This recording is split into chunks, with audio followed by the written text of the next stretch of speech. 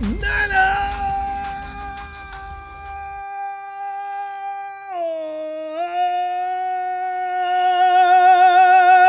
Hey, fam, I come to you on this particular night for consoling. I feel like a lost soul amongst the faithful.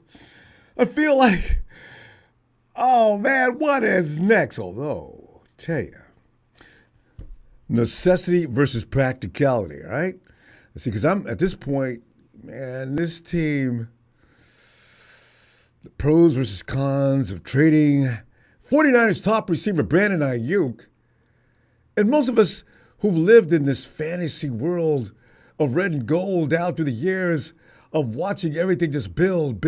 Remember the slogan in the beginning? Brick by brick. The house is built, baby. That baby stands at least 30 floors, right? But it just has an issue getting past that house they built in Kansas City. But for the past few years, fam, as I mentioned, the Niners have built a juggernaut that is consistently. I mean, you could get any friggin' troll you want and shake him down. The 49ers consistently are in the mix. Super Bowl contention. Somehow the organization has maintained a stable, some of the top Pro Bowl athletes in the game.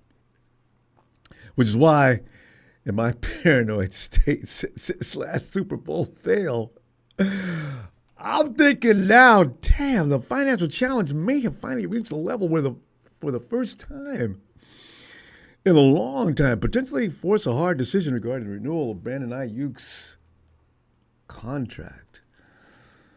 I know people have been saying, Ronbo, no. They'll sign Brandon. We say this every time. They'll sign Nick. Don't worry about it. They'll sign Fred. Don't worry about it. They go sign Deebo, man. Don't pay him no mind. How many times can we do that? How many? Going to the phones for your take, fam, on a possible uncomfortable Niners move on the inevitable showdown between Brandon Aiyuk, GM John Lynch, and, of course, anything Niners, Steelers are waiting, fam. I'm telling you right now, Steelers are waiting, fam. It's a reality. And BA wants to go there, too. The man rarely says a word on social media. All of a sudden, I'm looking and there's him and his Uncle Mike Tomlin. Oh, BA, what is that? Why? They're going to sign you like they always do. Everybody gets signed in August. I know it's annoying, but you can wait a minute. It's worrisome. Every offseason, it seems like for the last 5 years, how many guys have we re-signed recently? Yeah, at least 4 or 5 seasons, right? Sitting on pins and needles. Oh, it's July. Oh, he still ain't signed yet. Okay. August 1st to 15th. Okay, it's coming. Any day now. End of the month. And 49ers have finally arrived to a deal. Why do you do that, 49ers?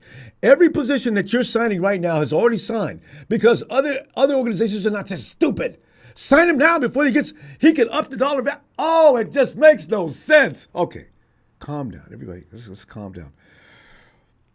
And as I mentioned, Brandon Aiyuk would love playing for the Steelers if the Niners are willing to offer him aren't willing to give him a contract extension and market value and opt to trade him to the Steelers. He's all for it. Actually, that could be a negotiation tactic by his camp. It makes sense. I would do it too. Niners work. They're going to make him work harder to get it done because impatience is a thing when you're looking for that bag, ain't it? Impatience is the thing. Nobody wants to wait.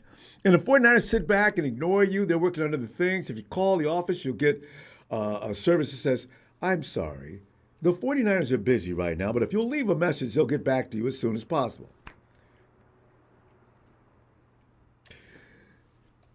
But the Niner FO fam, they will talk to interested teams on this. They do this all the time, and they tell us they have to be blown away by an offer. Now, could this year be the year that somebody actually blows them away or drops below standard and the 49ers accept it? Niners reportedly sought the number 17 overall pick and a player from the Jags in exchange for Aiyuk, but no deal materialized. Yeah, I don't know if the Jags did. Because I can see Trent Baalke on the phone now. Listen, you guys know as well as I do, there's no way in hell you're going to keep Brandon Aiyuk. You guys have been over the books, peeking over the top for the longest time. You just got audited. You got the Parag Marathi Terminator that came in there and told you that not only have you guys cheated, but the fact of the matter is you're going to lose a draft pick. You're also going to have to move down a slot as well. Now, I'm going to give you this, this, and this, and you're going to send Brandon Aiyuk over here. And, of course, John Lynch says, oh, well, now I understand why they let you go. I'm not giving you that. Okay, fine. Thank you. And thanks for calling.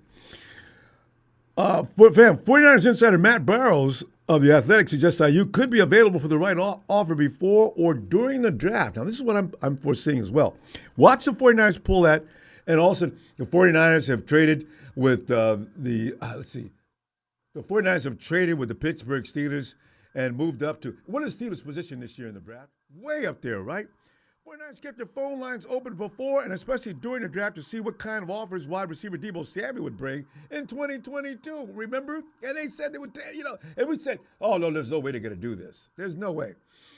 They got draft day proposals from the New York Jets and Detroit Lions, but the Niners did not budge then. And you know what? For Aiyuk, it's going to be more serious. Aiyuk is a legitimate stat-producing wide receiver, kick-ass, miracle-catching dude. He is. There were solid offers, especially the Jets, but the 49ers needed to be blown away, as I mentioned, to let go of Samuel, who was coming off his incredible 2021 campaign. I think a similar scenario is in play for Aiyuk. This is Matt Barrows. He says, who was excellent chemistry with Brock Purdy. The 49ers will listen to offers, but it will take something monumental to let him go. Unquote. I know, right? I've been in denial about this for a long time,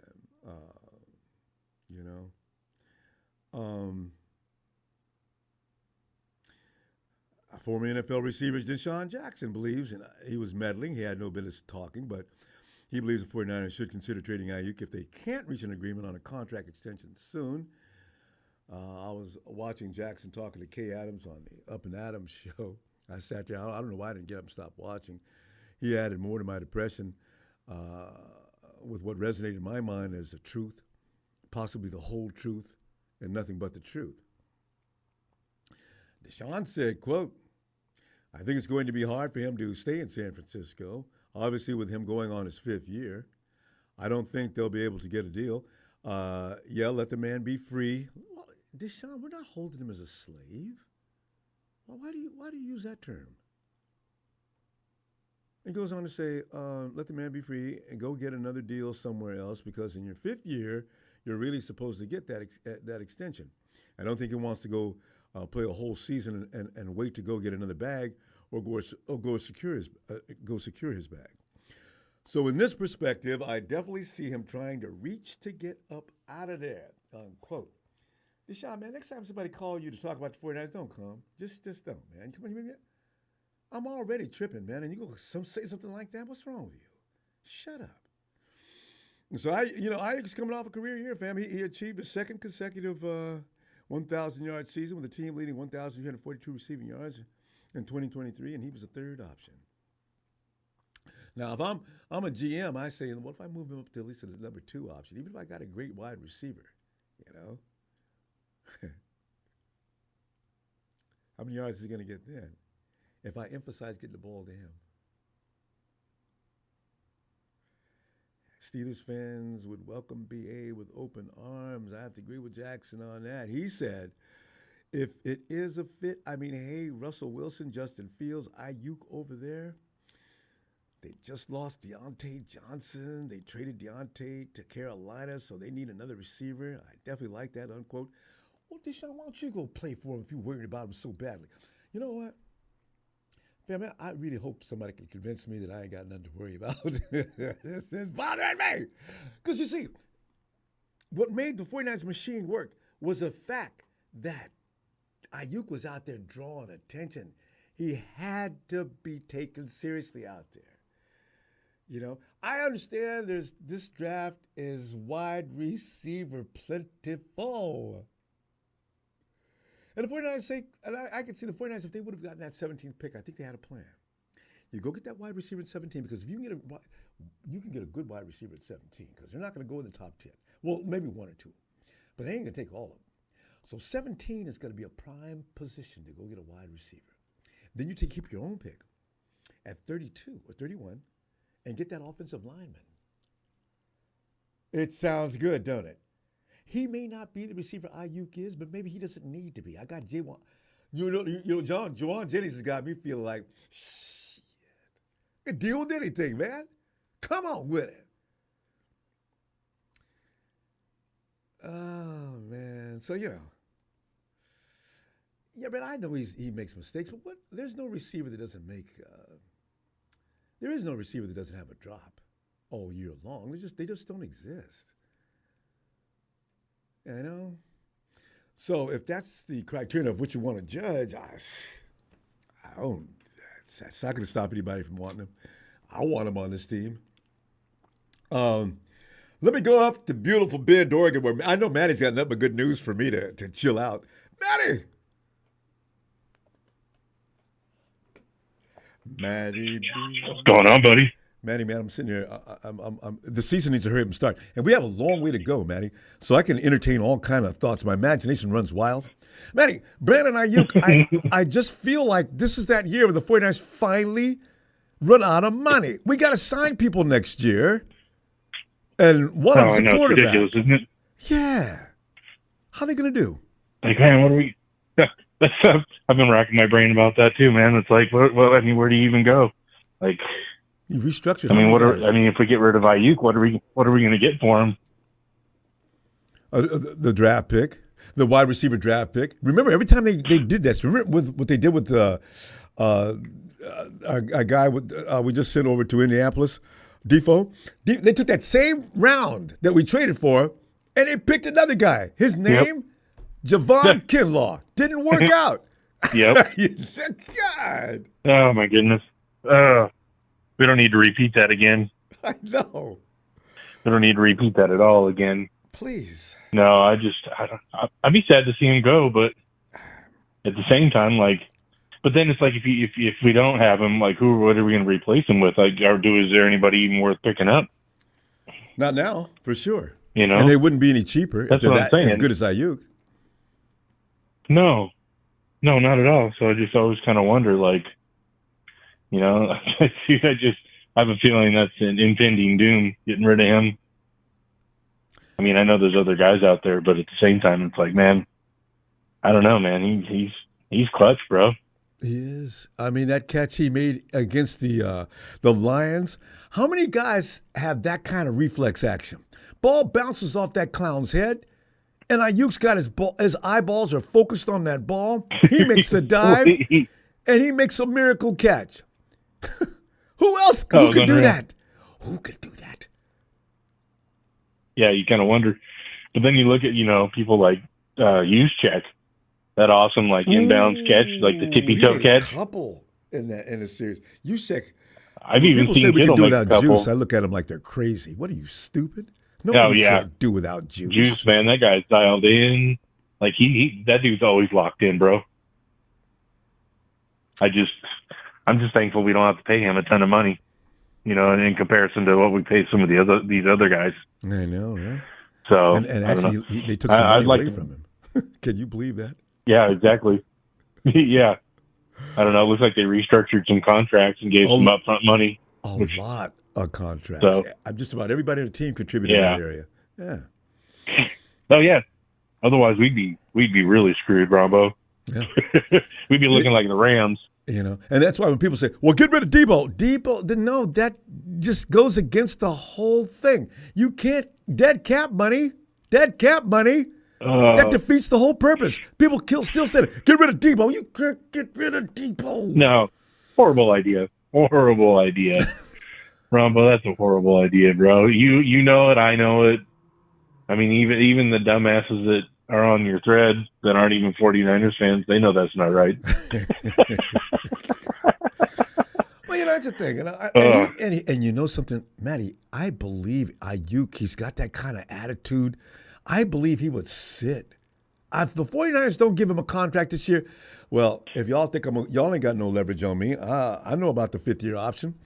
I know you can tag me next year. We can play this game for the next 3 years. I'll make plenty of money. What you gonna do? See. Yeah, what are you gonna do about it? Yeah, I think it's tough.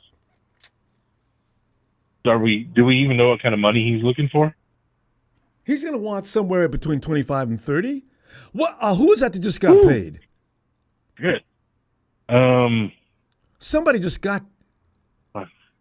Yeah, it wasn't Tyreek. Was it Tyreek? No, Tyreek got his bag too. No, season before last. Yeah, he got his bag. Gosh darn it!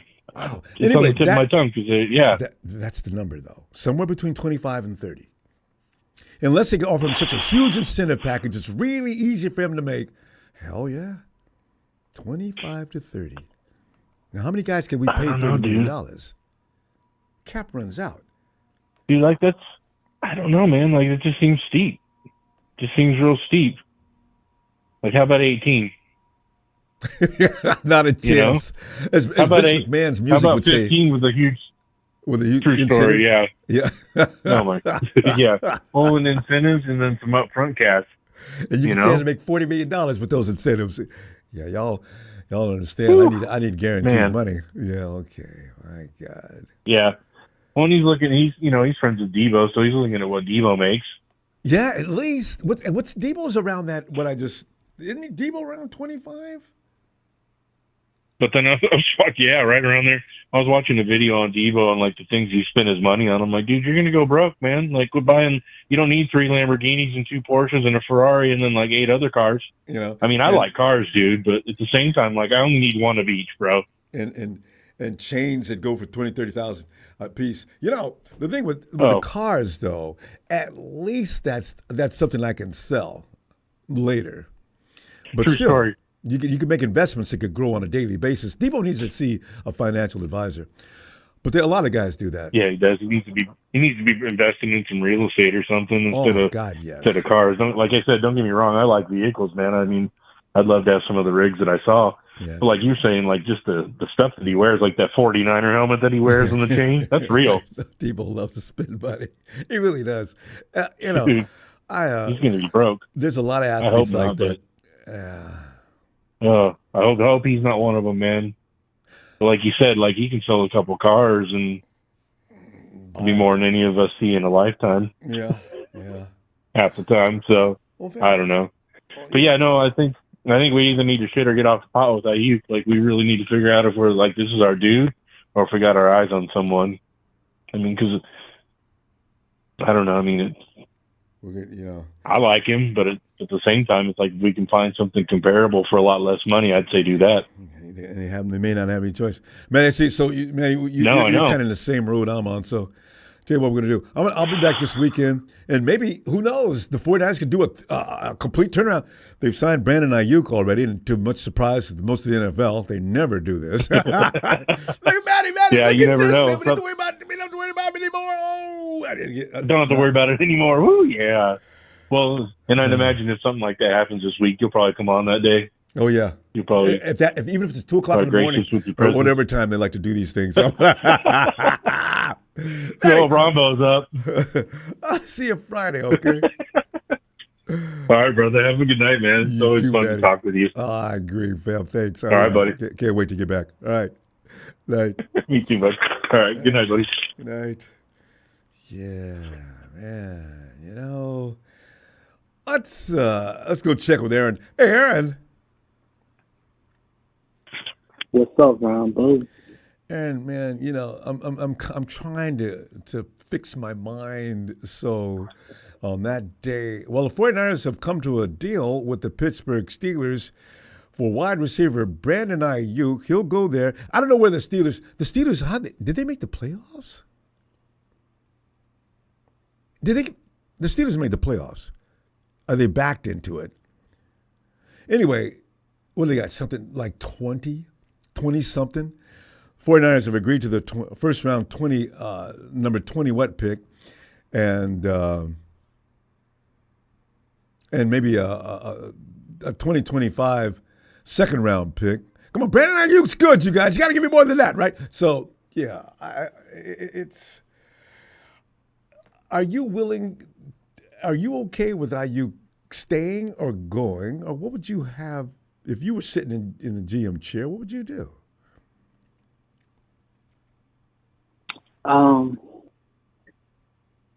So if I were the GM of the 49ers, I would definitely keep BA because that's your homegrown talent that you drafted. Yes, indeed. So yes, and remember when they traded the DeForest Buckner to the Colts and they drafted Jauan Kinlaw. And they drafted Kinlaw. Who can forget But that? he didn't pan out though. He was so no that's diva. why. Yeah, and that's why because that's why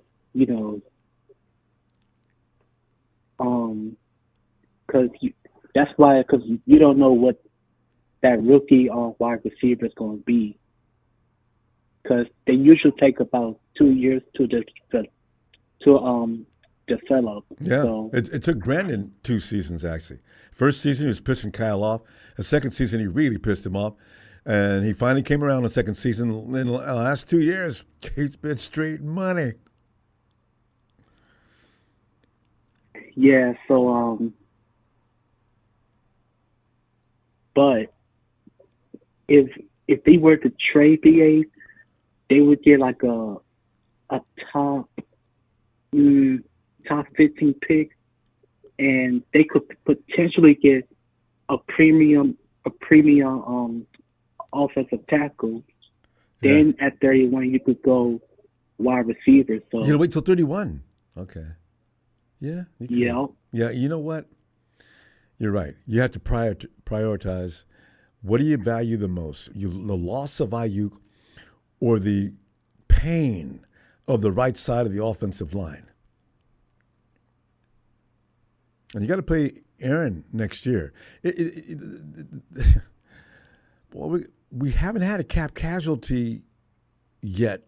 Not really, except for DeForest Buckner. And that wasn't a cap casualty. That was just a decision that they thought Buckner was asking for too much. But we haven't had anybody, we haven't lost anybody yet.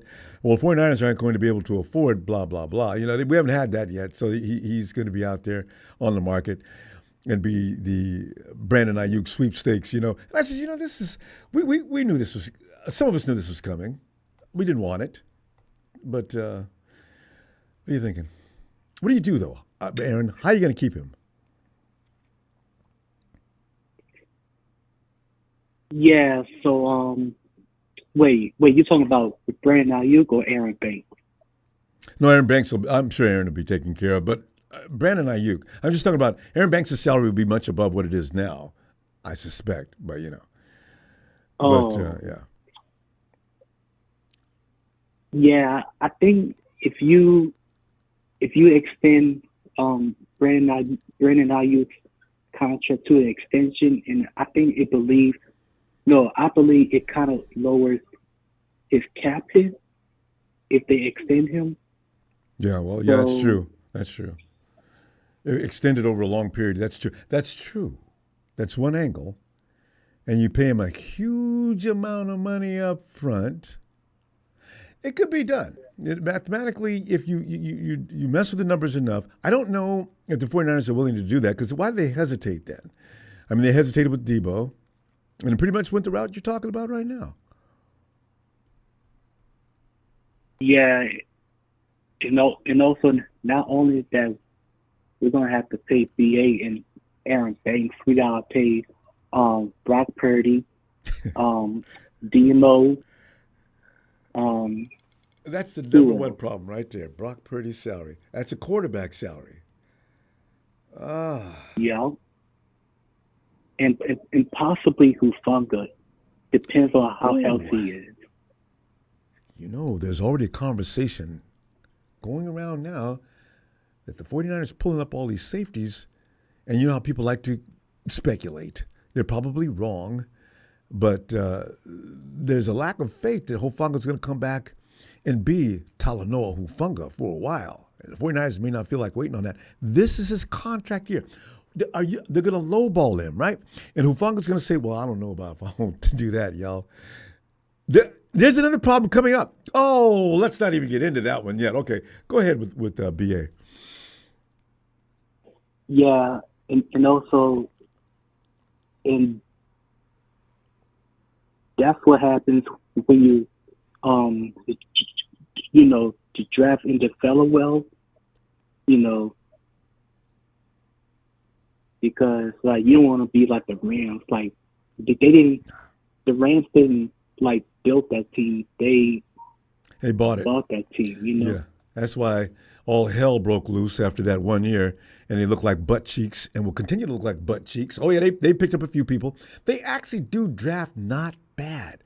So all that they were doing before was silly. They could have been up a little further than they are right now.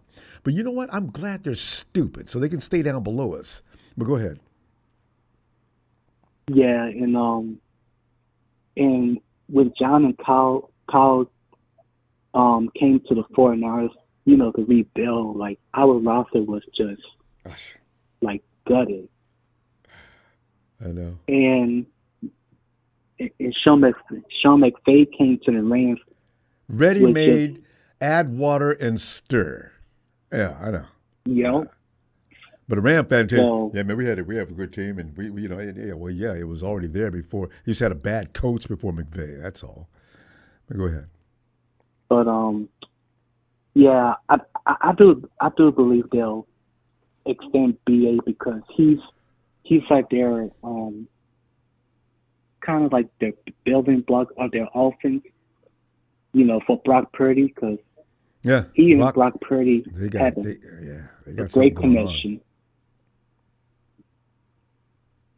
So yeah, it's gonna be interesting. Yeah, and we got to wait how many months? For the draft, it's like 5 1 or month. 6 weeks. Yeah. Oh One yeah, month. yeah. Yeah, I mean 1 month for the draft, like you're saying. And then after the draft, the 49ers are going to go about their business like Brandon Aiyuk? Yeah. What's going on? Nothing. Well, how you haven't signed him yet? No. Are you going to sign him? I don't think that's any of your business. Okay. See, this is what I'm talking about. This will go on all the way till August. They'll play games with the media, and we'll be sitting there wondering the whole time. Well, you know what, Aaron? You know what we should stop doing? Stop wondering. It's just why do we put ourselves to this stress? We love the 49ers, yes, but this is a routine. It's sick. Yeah, and also like, yeah. One more thing, and also they gotta like they don't want to wait too long on Brandon Aiyuk's contract because players like CeeDee Lamb and Justin Jefferson go get big money. Especially Jefferson. Yes. Jerry Jones. Yeah, I think Justin. Go ahead. I think Justin Jefferson is projected to get like $30+ million per year. Easily. There's not a better wide receiver in the NFL than Justin Jefferson. Jefferson, JJ can go up and get anything you throw, and he's got speed and agility. He runs routes well. That is an MVP type player. Okay, Aaron, I'm gonna see you Friday, and All right, Ronbo. Yeah. All right, fam. Have a great night. Wait a minute, Chrissy Everett is picking on a woman. What? Oh, let me please catch that. And by the way, Chrissy, you and your little niece tribe, you guys are a package deal. If one of you goes, both of you go. I'm telling you right now, watch it. Don't let me find it. Don't let me find it. I'm looking for any excuse. Hey, yo, KC.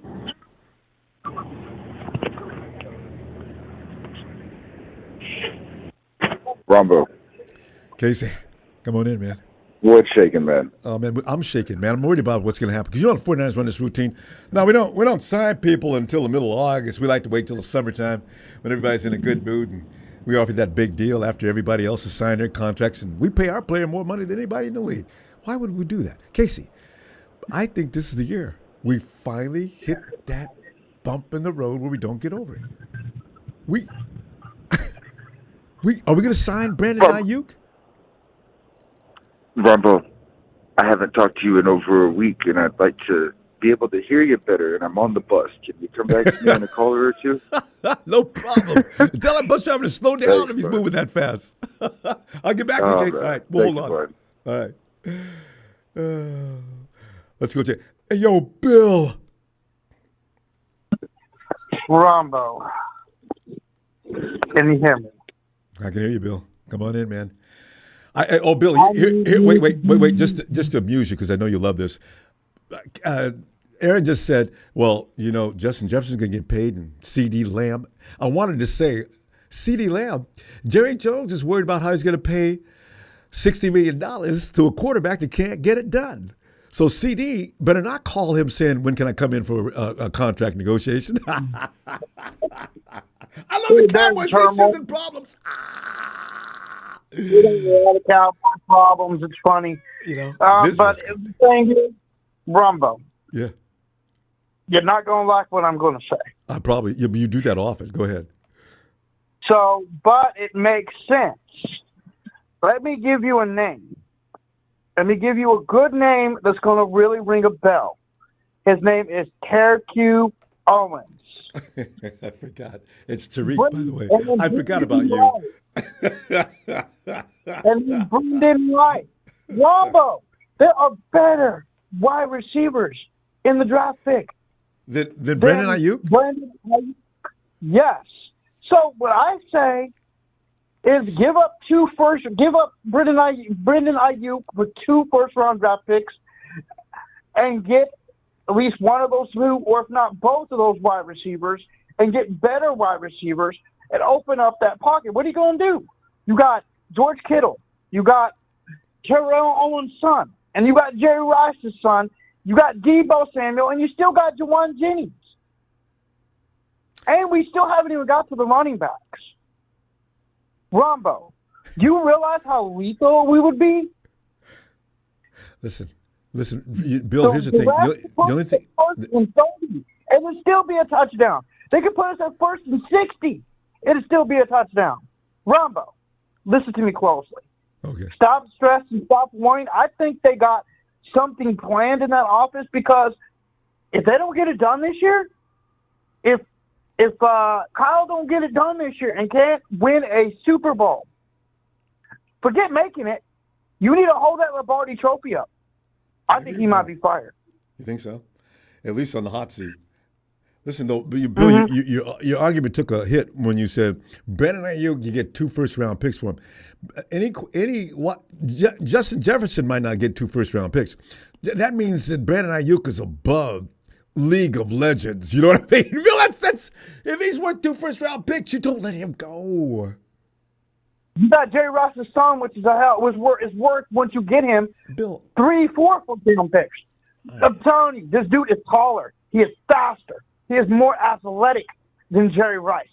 Do you realize what we'll be passing up if we don't get his son? You will regret not picking up his son. And I haven't said that in a while about any player. This would be a we should have traded him discussion down the road. I'm telling you, get him. We need to get Rice's boy. And if Terrell Owens' son is there, we can get him, or we can get Jerry Rice's boy in an O-line, and if his son's still available in the 2nd round, pick Keo's son up. But I'm telling you right now, get Jerry Rice's boy.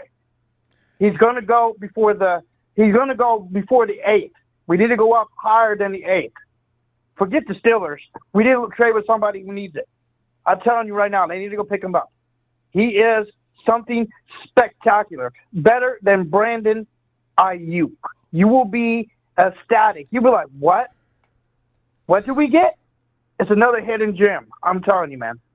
But, who cares? I don't get to make the say. We're just the spectators watching on a seat. Mm-hmm. Drinking Coca-Cola, Pepsi, whatever your beverage is, or whatever you want. You might want some alcohol on the side by the time it's done. So you might want some of that. I'm telling you, Ronbo, it's still. I'm telling you. That's something that I did a lot of looking into, And I heard about Terrell Owens' boy. I'm like, I didn't even know he was in the draft. Yeah. There's a lot of good points. It's cropped wide receivers. Cropped. And No, we even got well, other wide receivers. even beyond the family members, there's some great wide receivers in this draft. I agree with that from what I'm understanding now.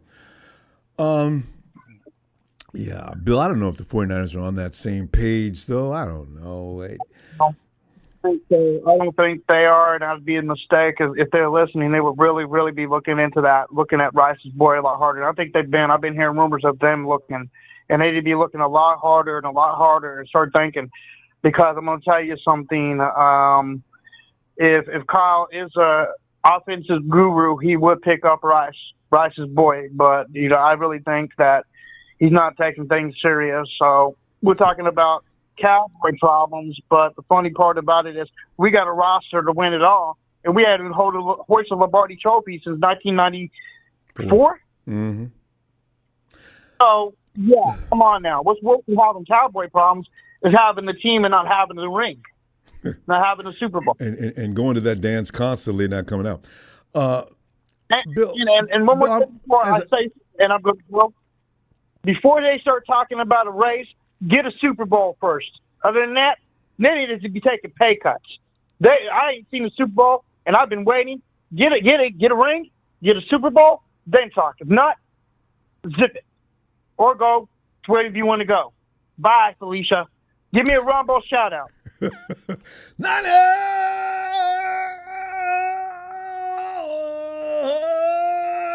Big Bill. He's a 49er from the family blood. Runs deep with Bill. Every player that comes from the offspring of every one of those legends is a star. All right, Bill. I'll see you Friday. Later. Let me make clear, Everett. You got blocked for a reason. Nobody gets blocked for just no reason. If you come in and not act like you're 3 years old, you may be able to talk. I'd love to talk to you. And you bring your sister tribe or your niece or whatever that is, and both of you get on at the same time. I would love it. But since you don't know how to act, impolite, on a program that doesn't even want you in here and is waiting for you to step across the line, then I'm not going to tell production what to do on that matter. They make the judgment call. You act stupid, you get treated stupid. Hey, let's bring him in. He is the head of the Dragon Clan. He is Papa Dragon. Pop! What is up, Ronbo? Holy smokes, man. Oh, man. That was a hell of a phone call right there you just took. My man, Phil. Good Lord. But he loves everybody's child is good. And every people in chat say, well, man, he ain't that good. He was on fire. You watch college ball, don't you? Unfortunately, it's unfortunate I have to disagree with 85% of the crap he just said. But he was passionate about it. He was passionate about it. Ronbo, true or false? Yeah. Ronbo, true or false? Yes. Did the 49ers just lose the Super Bowl in overtime by 3 points? Yeah, that's all. Yeah. So the expectation is that we can draft somebody based on the government last name and replace a 5-year starter like Aiyuk in Shanahan's offense. See, doesn't make sense. You cannot. Is that the expectation? Is that the expectation? Ronbo, what do you think? There are some very interesting statistics I'd like to share with you, Ronbo. It doesn't matter what you share with Ronbo. Stop it. Now, but these are true facts, okay? So 37% of NFL players that get drafted are considered useless. 37%. I thought the number was bigger than that, but yes. No, well, I mean, if you want to go down from there, 16.7% don't even play. Okay, so that's 50% right there. God. All right, I'm not done. Okay, 12.3% of players are considered good. 6.9% of players are considered great, and 1% of all drafted players make it to the Hall of Fame. Thus, the situation is as follows. The 49ers have dug themselves. They made their bed. They got to lay in it. But under no circumstances should they do anything except try to improve the team this year forward, because you have players getting old, long in the tooth. You have some of the best players at their position. And you still have the NFC that, while they are nipping on the heels, they still have a very, very strong opportunity to move all the way to the NFC Championship again. They really do. They have an opportunity to do it. That's what we do, Pop. That's the problem. We don't know how to get past that point. No. Well, hang on. We got past it this year. We got past it this year. May as well not have. 3 points in in overtime. I'm so sick of the Chiefs. And a lot of that, and the reason, there's reasons for that loss. Yeah, luck. There's so many reasons for that loss, right? You could look at officiating issues. You could look at coaching issues. You could look at strategy issues as the main reason why they lost that thing. You could look at drinking too much before a press conference. A lot of things, Ronbo, you look at. The owner. You can look at the owner. Saying all those NFC Championship loss would have been fine. A lot of things went into that loss, because the psychology of winning requires you to be 100% from head to toe. Nothing about. Only thing that you're about is the win. Nothing else matters. You see what I'm saying? Nothing else matters if you're going to win that championship. Yep. Right. So in my estimation, exactly. So in my estimation, is the reality is on our football team, the best receiver is Aiyuk. We know that. Everyone knows that. The whole NFL knows that. Yep. But what we're seeing right now in the trade market is teams gearing up for the draft. So what's going to happen if Aiyuk is moved, he should only move moved if you can improve the team. There is nobody on God's green earth going to draft Jerry Rice's boy in the first round. It ain't happening. T.O.'s son? No. There's nobody in the world going to draft Terrell Owens' son in the first round. Hell, Terrell Owens wasn't drafted It's in the true, first Bill. round. Come to grips with that. It's not happening. They're not that good, Bill. It's not going to better. happen. It's not going to happen. I predicted some serious football stars in my time. I said Megatron was going to be great. Yeah. I said Terry Holt was going to be great, right? But I've only picked like 4 or 5 guys. I've missed on some. I've absolutely missed on some. We had that one kid out of Tennessee that kept getting injured in preseason. I thought he was going to be a great one. And he had all the makings. I thought he was going to be a great one. Rambo. So the reality is that moving forward, if you lose the Super Bowl by 3 points, you don't move off of a player like Aiyuk unless your team gets better, right? We just saw the number 1 cornerback in the Super Bowl just get traded for a 3rd-round pick or a 4th-round pick. And they're still going to the Super Bowl. We just saw Justin Fields get traded for a 6th-round pick. What are we talking about here? The trade market right now sucks. And nobody's giving up first-round picks. They're not giving up first-round picks, not even for Justin Jefferson, because it's not that you give up the capital, you give up the draft capital, and then you got to pay the man on top of that. So no one's in a rush to pay a wide receiver more than $25 million, right? Now, again, this could have been avoided if the 49ers would run their organization like a lemonade stand instead of a 500 business. They could have paid Deebo when he was tearing it up at the halfway point of the league year. He could have been the highest paid receiver at $20 million. Thank you. But they waited until the end. I thought, well, that's because they how they run their business. They run it like a Fortune 500 company business. Though. It's just, yeah. They don't run the lemonade stand, Ronbo. No, we don't run a lemonade stand. So when they wait on these players, they pay top dollar. So how can you sustain a team if you got like 8-9 players that are at the very top of the salary bracket? At the very top.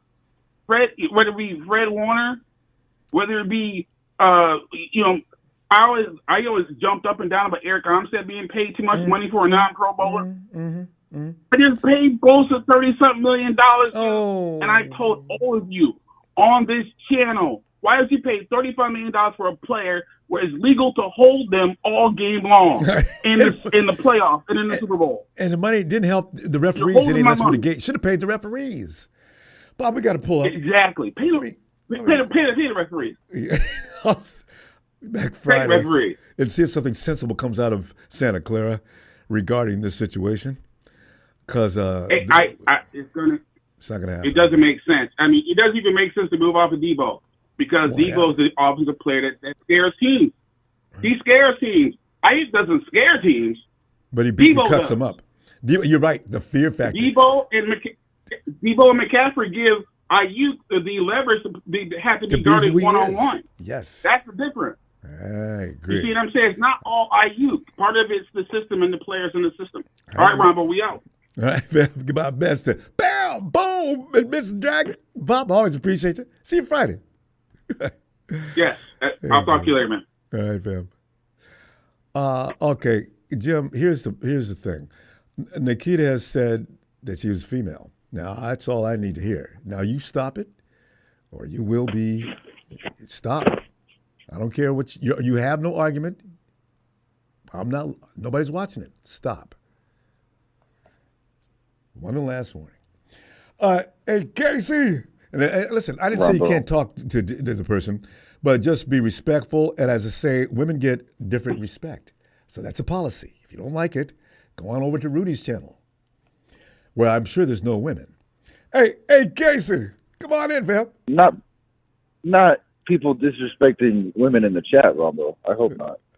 No, Not Rams on this fans, show. there's no standard in LA as far as the Rams fans go. Yeah. Of course there is. They do it. Ronbo, they don't have a Ronbo Sports. They don't know what it's like to uphold the standard of 5-time world champion San Francisco 49ers. Anyway. Well, they got two. And I don't know about recently. if Aiyuk doesn't scare teams. I personally would not want to have to guard Aiyuk. I would be scared to have to guard Aiyuk. Oh yeah, he's gonna fry you in front of everybody. I mean, he has a top 5 routes in the league, right? So easily. But yeah, man, a lot's going on right now. There are people who are named McCaffrey, Rice, Owens, Gore, and a man named Willis Patrick in this draft, Ronbo. So What? it Wait. should be Patrick Willis has got a child? There's a man named Willis Patrick, Ronbo. You made that. Because you know what? This year is very strange with everybody's kid coming into the draft. That is wild. I didn't know crazy. T.O. had a son playing football.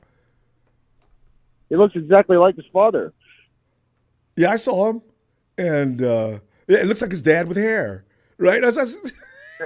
Jesus He looks Christ. more like his dad did Jerry's son. But Yeah. You're right. I think so. But I have to agree with that. No, he does, because I saw Jerry's son. His son looks a lot bigger. You can see a little bit of Jerry in his face, but yeah. Where's Gore Jr. projected to go? 7th round, 6th or 7th round. He has no size. 6th or He 7th? couldn't even get into a So he's a 49er, Ronbo. Let's get it. I mean, he hasn't got any Perfect. size. He barely made it. He couldn't get into a college Oh, college man. program. Ronbo, you know Frank Gore wants to get his son, right? I I mean, know, and he'd make the phone call to call him up. and Frank Gore's going to be in the draft room, Ronbo. What the hell? I know. Can you They see better Frank do calling him up on the phone? Yeah, I got you a job. What? Daddy, They is that get you? one player in the Yeah. draft that's of those people. I hope it's Frank's son for sure. I would want Gore And Jr. actually, in He's reality, he's been Casey- good for a long time, Yeah, well, and he's the only one he's probably been that scouted for a long time. well, he's the only one who probably can make it the case because it'd be in the 6th or 7th round. We're not picking any of the legendary children before that. And if we're going to pick Well, them, it's they not going to should be from get 6th or Willis 7th round. Patrick. Willis The Patrick. Niners should get Willis Patrick because he's an offensive lineman. They definitely need that. And with a name Just like good Willis luck. Patrick, he's probably going to be good. Yeah. Yeah. But you know Think who so. else I really like the sighting of is Josh Dobbs. That was awesome. You like that? I love that sighting, Rambo. He's got that dog And I love his, that I like anyway. If no, He nothing does, else. Rambo. He's a smart player. Arizona should have never let him go. I don't know what they were thinking. They probably were like, well, if he's really good, we'd have to pay him a lot, and then we can't draft a quarterback or whatever. No, So, and you're right. That's no joke. That's the way the 49ers think. but And then I like his post on social media. Can I get a bang bang? I love that. That's great energy. Oh, I didn't see that. Is it? When did you do that? Yeah. Great smile too. Josh Yeah. Dobbs is awesome, man. He's a pastor. He's a pastronaut, right? He's an astronaut. Oh, I know, right? The guy's IQ is off the Yeah. chart. Him and Brock Purdy and Kyle Shanahan are going to do great, and I like that a lot more than Sam Darnold. I forgot about that. Yep, Dobbs is a brilliant mind. Yeah, the Niners are set right now. Brock Purdy is going to be there for the next 10 years at least. I mean, they're never going to let. If we can get an offensive line to protect him, it's. I really do. I think, Ronbo, that if the 49ers ever let Purdy go somehow, I might have to be a Tennessee Titans fan again. I would wherever he goes.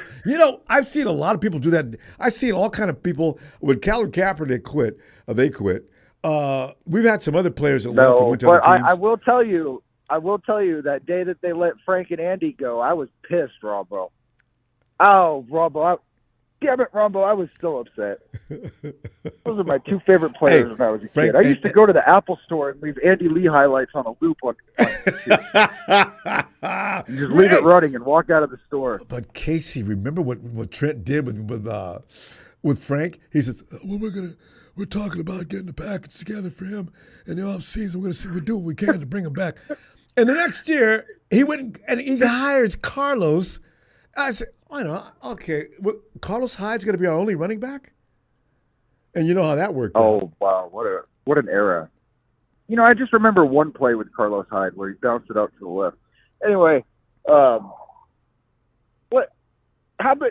many Trent Baalke references have there been tonight? What was the over-under on the Baalke references? Was it at 1.5? Because I think that just hit the over. He's over in Tennessee. I have to admit, I always did like Trent. He used to make me laugh. But not because of the things he did, but the way he talked and the way he just, Trent, you're lying. God, wow. I thought he was in Jacksonville. Yes. And that's who they offered. The 49ers wanted a 17th pick and I guess some other things. And the 49ers couldn't get it. So they just left that phone. Well, I'm glad they did that. But I think the Texans are going to be really good next year. I was really surprised with C.J. Stroud.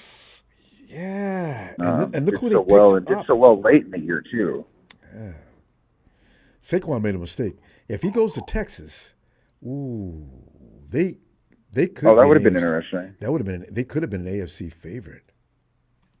Oh yeah, Ron, but we haven't talked in like a week or two. The whole NFL got shaken up. I have no idea where anyone is right now. It seems like all the Packers seem to go to Minnesota to die. Kirk Cousins is in Atlanta, so Tony's probably really happy, and Kirk's going to do great there. We did see a lot of weird things this year, as far as primetime players leaving. I mean, what the Packers did, like you're saying, they let Aaron Jones go for Josh Jacobs. It's probably a real testament too to that the players are learning, what's best for themselves in the NFL market now too, and the talent is so high. The disparity between the second string and the first string today is so much thinner than it was 20 years ago. Ain't that the truth? Your second string quarterback when I was a kid, sucked. Could yeah. So now he can actually take the first string quarterback's job if he gets out there long enough. I think that's the beginning of the Tom Brady era, right? And I really think teams are going to start doing what the Steelers are doing now. And that's crazy what they did, because they got both of them for less than Joe Flacco. Wait, yeah. They're paying less than the Colts are paying for Joe Flacco this year for both Russell and Justin. And at some point, Tolman says that, Justin will compete with Russ for the starting position. It's a business, Ronbo. The Niners wanted a free roll with Purdy this year, and they got it, and they cashed out on that. They got, $2 million quarterback to the Super Bowl. They could be getting paid a fortune next year. Casey, always great to hear from you. I'm going to look forward to hearing from you Friday. Please, it'll be in the bus. Or tell a bus driver, hey, stop the bus. I'm working at a Chevron now, Ronbo, so I work nights a lot of the time. Ah, shucks. That means we're not going to be able to. Well, Case, you can sleep after you get in here, man. We got to have the Casey. Yeah. Well, I'll still have time on Sundays here. I stick with this for a while, but Okay. life's pretty good right now. All right. Feeling good, looking good, looking good, feeling good, playing good. All right. Ronbo, you feel good, you play good. There you go. When Casey walks in the casino, here he comes. Guy looks good. Watch out.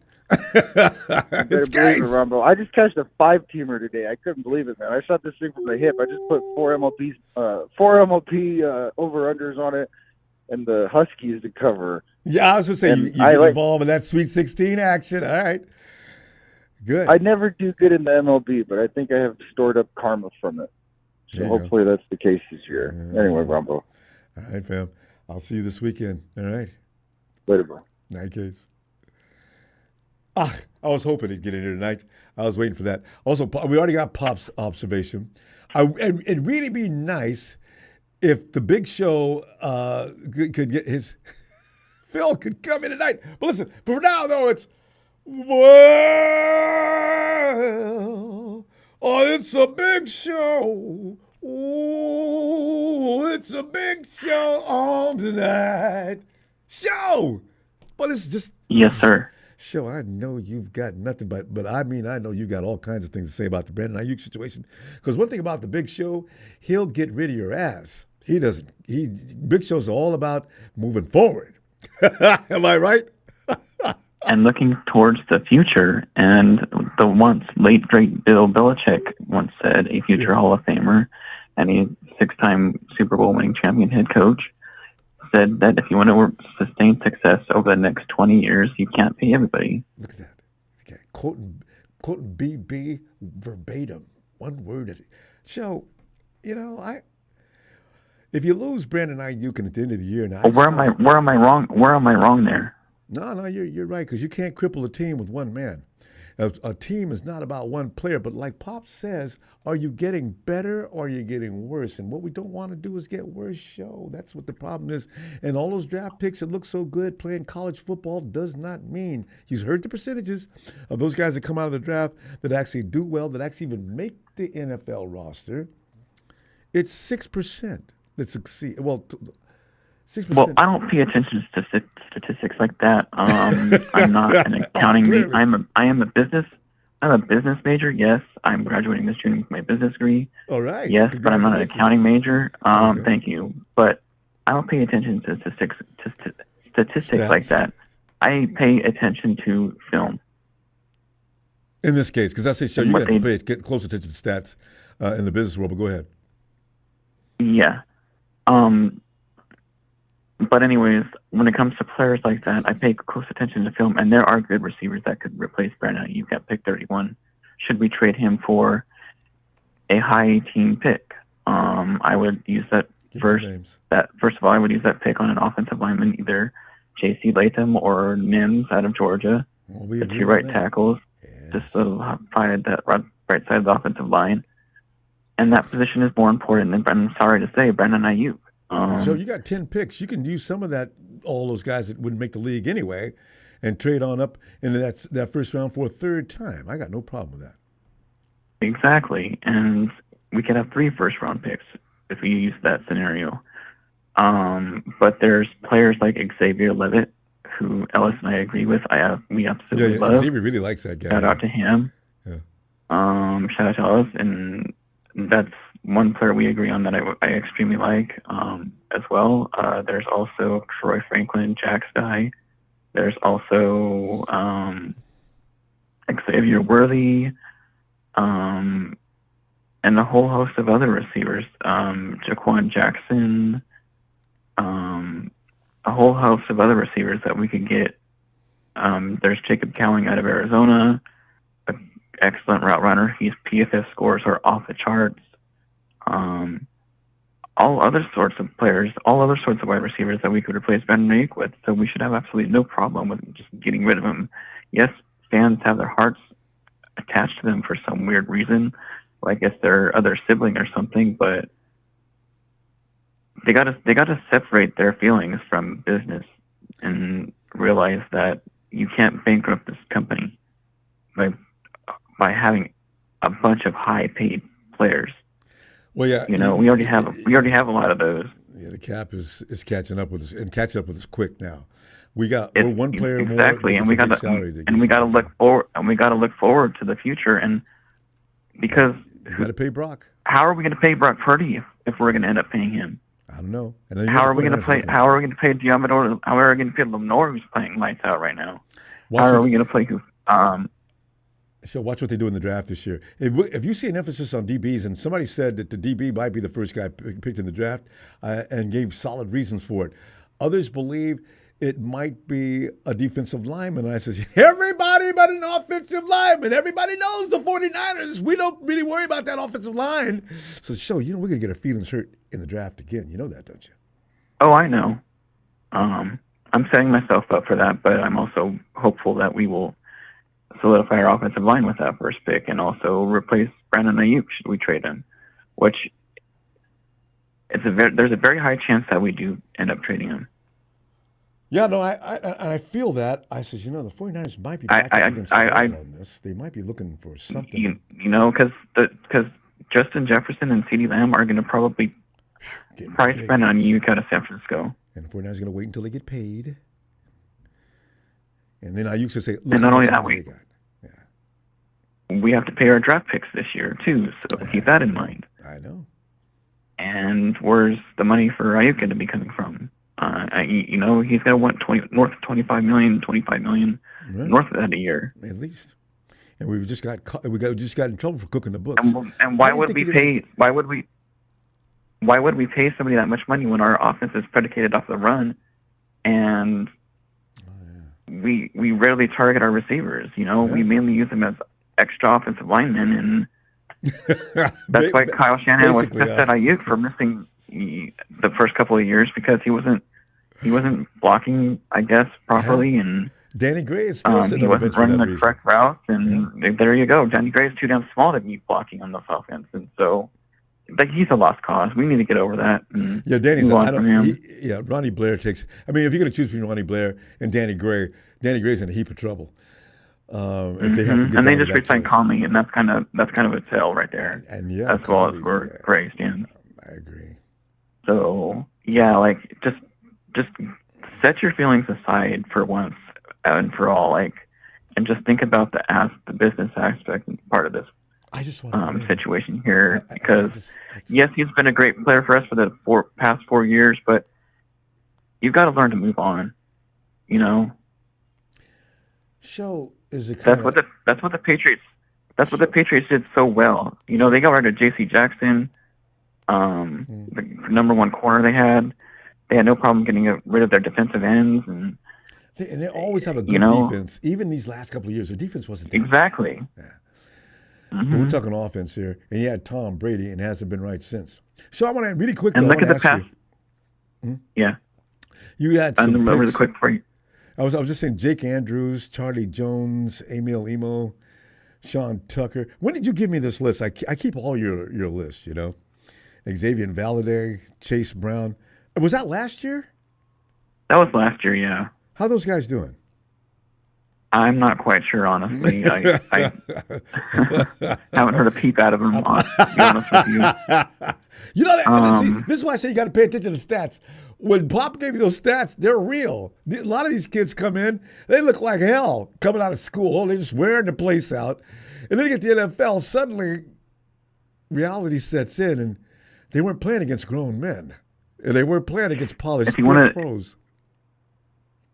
If you want a good film session and look at film, go follow Brian Baldinger. He's the best at doing that. I know Brian Baldinger, and that guy that does the breakdowns that's where the real business is. Yeah, Brian. Instead of all the stats I love bullshit, watching. I haven't seen any of his material lately. Brian doesn't even pay attention to stats.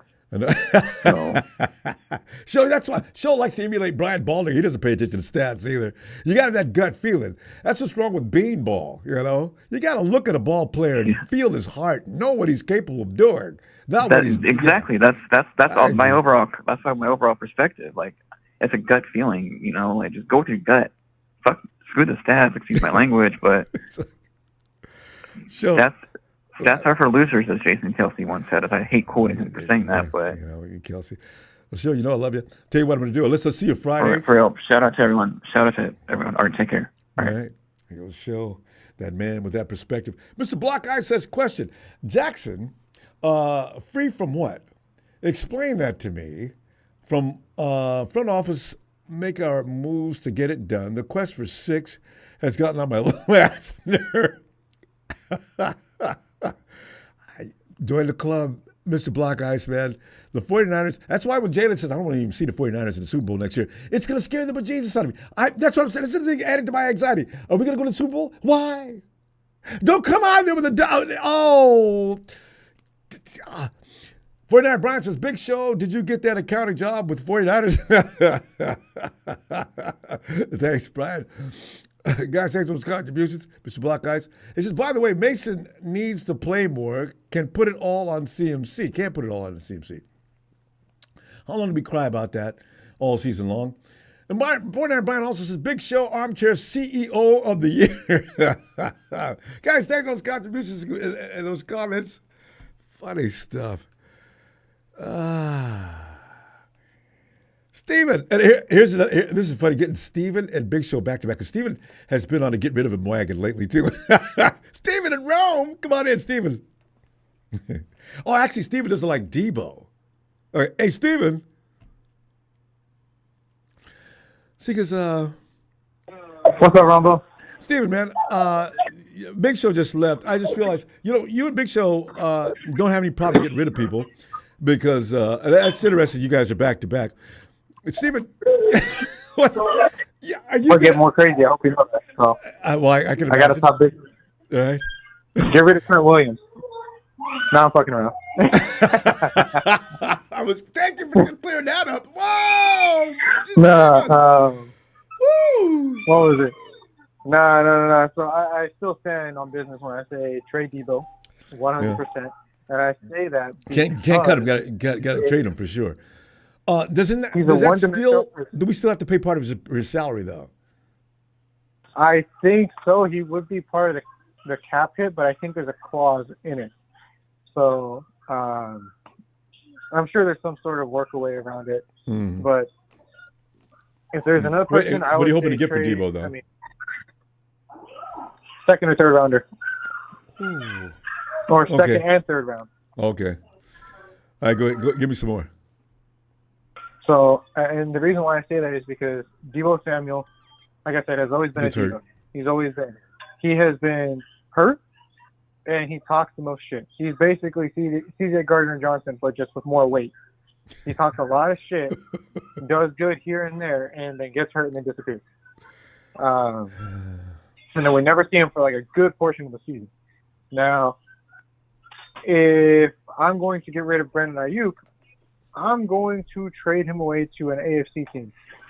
Because if there's an NFC team I wouldn't mind trading him to, it sucks, but someone with low, like the worst NFC record would probably be Carolina. Because there were Panthers. You know what? Yeah, though? Panthers would be the one. The Panthers are going to get better. Who'd they just pick up? They need an offensive line. Bryce is not going to get anything done until he gets protection. He really is. Yeah, no. And that's the thing that we all need. That's the elephant in the room that no one in the NFL is talking about.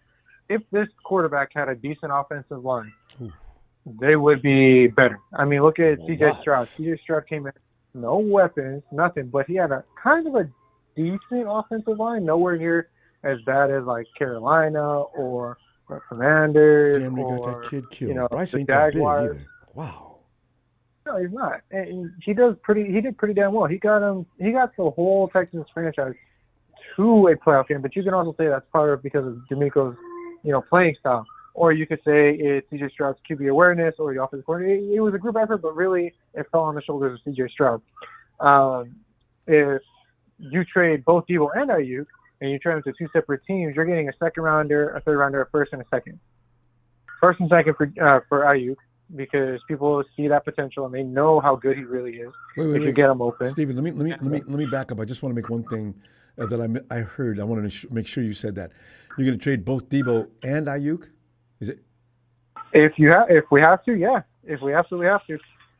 I mean, I know a lot of people are going to disagree with that, but if Kyle continues to kind of waste their talent, I just look to the draft at this point, because there's no point in keeping Deebo on the sideline and only letting him run jet sweeps, or Brandon Aiyuk getting open and not throwing to him, because your assignment is to throw to McCaffrey about 5 yards or to Kittle up to 10 yards. Well, you see, some of those plays are designed that way in order to open up the middle. I mean, that's why the offense functions as it does. You still need a guy that can do that, or now they don't have to be worried about that receiver downfield, and they just close off the middle, too, where we do our best work. Yeah.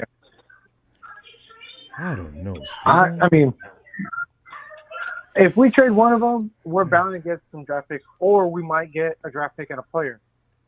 I still stand with sending Deebo to the Ravens and getting that tight end, because we could use another good tight end, because Ross Dwelly, unfortunately, he's getting up there in age. He has not dropped a pass, but he's only used as basically a second offensive lineman that we kind of just have fortified on that left side, when our weakest side is on the right. You know what I mean? If we're going to the draft and we're going with what we have now in hand, that's tough. I mean, I know. There's a lot of talent. And they're not going to in the stay at draft. 31. They're going to go up. I don't know how they're going to do it. They're going to trade. As if they got too many draft picks that aren't going to make the team anyway. Give them away. I can't wait for the draft. This could be the most exciting draft we've watched the 49ers go through in a long time. But go ahead. If they move up in the draft, Ronbo, I guarantee you, if you do not hear the name Deebo or Brandon Aiyuk, it's going to be Jennings. And I have a strong feeling no.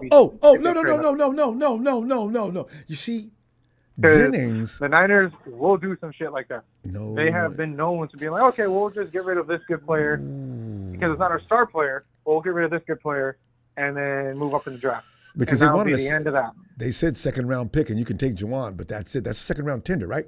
So if somebody says, "Hey, you guys, we're going to call you bluff on this. If you're serious, I'm willing to give you a second round pick for Jauan Jennings." What? Who is this? It's me. And by the way, don't give me a lot of crap about that just because I'm Trent Baalke. I want Jauan Jennings in Tennessee, and I want him in here now. Because, see, the 49ers are going to keep saying things like, we need something to blow us away. And somebody's going to blow them away. I wish I could listen on to some of those conversations and see how they treated somebody that came in with this monumental offer. And they said, nah, because they're not serious about that. They just want to appease us, the crowd. I guarantee you, Ronbo, if we sign Brandon Aiyuk and Deebo Samuel's quiet and we go into the draft and they want someone in that second round, I hate to say it, but you got to get ready to see Jauan Jennings probably walk. Steven, because you and Big Show are hurting my feelings regularly these days. You guys know that, don't you? Big Show does it, and I love both of you guys. But you guys, man, you guys can take it easy. I'm not getting rid of Jauan Jennings, no. I almost would rather see Aiyuk leave than Jennings. Jennings is a tough, hard-nosed football player. I like that kind of baller. Man, give me Jauan Jennings and taking his shit off anybody out of that field. That thing when he's fighting would get the ball all the way over to the Gatorade tank. Jauan, go get him. That's my dog. Jauan Jennings is the last of the real legitimate 90s-born wide receivers. 80-something special? He plays with his heart, and I love that, man. I love that about him. And if the Niners were stupid enough to let him walk and move up for a second round, I mean, it's going to hurt. It's going to hurt watching him go, and it's probably going to throw Josh Dobbs off the corner because that's his boy. I mean, they played together. They played ball together. That's fine. We stayed in San Francisco, man. I'll never forget that touchdown. Jennings, the dude stepped in front of Jennings like he was going to do something. Jennings just took him with one arm, throwed him out of bounds and left. Yeah, that's what I'm talking about. So, Jauan Jennings is that dog. But we do need to get another corner. And if possible, I would say get Greg Newsome II. All right. Well, you know what? We probably need a whole draft from you, Steven. I mean, we got to go now, though. Listen, fam. I'll be back Friday looking for you in Rome. And just have a great night, will you? I'll tell you what, Ronbo. I might be able to show up on Friday only because the little girl might be coming. Oh! Oh, Steven's getting ready to be daddy 2 times. All right, Steven. All right. So if that case, we'll know why you're missing. Okay. Good luck with that. All right, Ronbo. All right. Night, You Steven. guys have a good night. You too. Night, Rome. Night. There goes Steven. Rome. There's Rome. 49er Brian, who's been wrestling with the trolls, finally took a break and come on in here with us. Brian. Ronbo, how you doing tonight, buddy? I don't know. I'm a 49er fan. I got you know we worry and worry because you know what? If we sucked like we did I was actually happier then, I think, when those suck years when we had Tom Sula and Chip Kelly and Trent Baalke was in there calling the shots and didn't hit anything. And you know, we already knew every week what was going to happen. We just wished for the future to hurry up and come, and we just get all happy and make it all in mock drafts. It was always fun thinking how good we could be. Finally, we did get that good, and now I'm still worried and concerned. Brian, we cannot go to another Super Bowl and come out of there empty-handed. This scares me more than anything now. What are we going to do? I want to go, but I don't want to go in there and go in and screw up again. Brandon Aiyuk's a part of that mix. What do you do? So you're talking about the days when Big Show and Steven, your last caller, were still on a pacifier and not really, watching football. They were just kind of drooling it and watching the TV. Is that when the time you're talking about with Tom Sula? And, yeah. Well, but they're older than that, but they're good guys. You know, there's a lot of people that think like that, though, Brian. I know you've ran into a few. 49ers have killed a lot of beliefs in people because Brian, that team we just had this last season, that was a stacked roster from top to bottom. Yes, we had issues on offensive line, but it wasn't enough to stop that 49er team, and we lost by 3 points, like Pop said, on a stupid play. An unnecessary mess. Ray just fell on the ball. Oh. We gave it away. It was ours for the taking, for sure. But, Ronbo, I remember those days of being so bad for so many years. And do we really want to go back to that and get rid of all our players and start over again right now? I don't know if it's the time. Oh, God, no. But I don't want to make our team bankrupt, or we will have to hire Big Show as our accountant, Show will get rid of everybody. And then he'll walk out. He will. And I'm firing myself as well. Yeah. Big Show's going to put everybody out of business. But no, I'm really getting tired of this. We had a receiver years ago, number 81, who was a bit of a drama queen. Do you remember all that? Yeah. And every wide receiver that reaches that level, for some reason, the diva is in there waiting to get out. Yeah, and I really wish that Brandon Aiyuk would kind of distance himself from Deebo and his drama, because I think some of that's kind of rubbed off on him. I mean, I don't like how this game is played now, where they have to get involved with the media and act like they're being abused and not paid well. And people believe it. And it's just so ridiculous. I mean, they're basically all millionaires. Yes, their bodies get roughed up. It's a rough sport, and they get hurt and all that. But I mean, do all of us get to do things we want to do that we love and get paid millions of dollars? I don't think so. Not. No. Yeah. So my heart goes out to them, and sometimes it doesn't. I really get tired of hearing about, players crying about the disrespect and all that from teams that don't pay them and washing down their walls. I'm just disconnected with my team. Come on, man. I kind of wonder, back in the day, before there was all this internet and Facebook crap, what team owners would do to players back in the day, before any of this. You know what they would do, Ronbo. Well, they'd be off the team immediately. Yeah, I mean, you're right.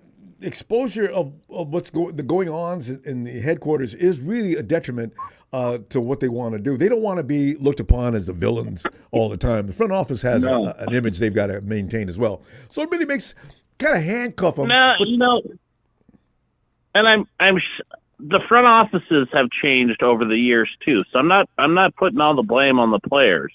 Sometimes the front offices are they're a little shady too in their dealings. I mean, they're all. It's a business. They're all trying to get their money, and and I understand all that, but I just get tired of the crying and the whining and the back and forth. And I wish there was just a little more professionalism on both sides during the process of re-signing a guy that we need on our team, and he knows he's needed and wanted.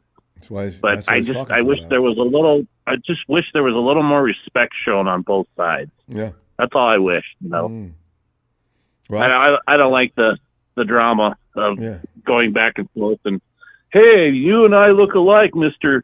Steeler coach. What's up with that? See, this is the tool the internet provides. This is what I'm talking about. Now things get blown way out of proportion, and then little things like that turn into part of the fiasco.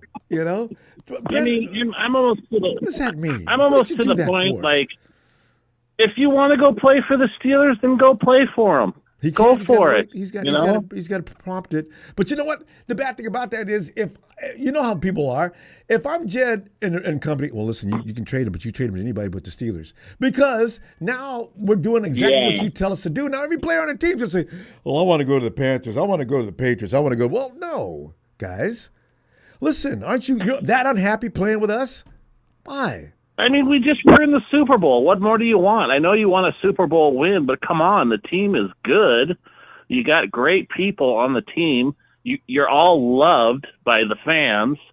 I mean, I just get tired of it all. I really do. I to the point where it's like, if you're not happy here, you should just leave. Well, that's always our sentiment, but I don't want everybody to leave. I mean, if George Kittle jumped up and said that, and I don't really appreciate Brandon doing it. Trent Williams. I mean, there's a lot of guys on this team that we could say that's okay. You can get the hell up out of here, but not everybody. So I'm saying, no. But I would really like BA just to come out and say, hey, I'd love to play for the 49ers, but if I have to, I'll go elsewhere. Something like that. Yes, I agree. Yeah. I agree, Brian. No need to never throw punches. It's just an unnecessary drama. I'm sure it's not appreciated by a lot of the people in the front office or the other players. No, because I always try to take the high road, especially when it comes to money. You're not going to get anywhere by pissing the person off whatever you're trying to do. No. Yeah, that's what I'm saying. Do you want to piss off the car salesman when you go buy a new car or anything, or try to apply for a loan or anything? Do you want to piss those people off that you're trying to get more money from? No, that's silly. Be cordial, be tactful, act like you went to more than the second grade. Use your brilliance, not your stupid, and see what you can get done. Have a strategy. I don't know. Sense. I don't know who. I don't know if it's their agents telling them or other people like Deebo getting in BA's head, but I sure wouldn't be advising him to act this way. That's for sure. No, I think they do that. I'm pretty sure the players do that on their own, because no agent's going to be that silly. I'm going to encourage you to go in and raise hell on social media, and that should give us some leverage. It's not. So, Brian, we're going to have to stop, Brian. I'll be back Friday. Okay. And don't listen All right, Ronbo. Yeah. Everett and Tribe do not keep me out of here. This is that time of year. I'll see you Friday. I know. Yeah. All right. I love you. Love the fam. Let's all be positive. Have a good night. We love you, Brian. I'll see you. Get back in there, work them trolls. We love it. Oh, yeah. That's my job. Nice. Have a good night. You too.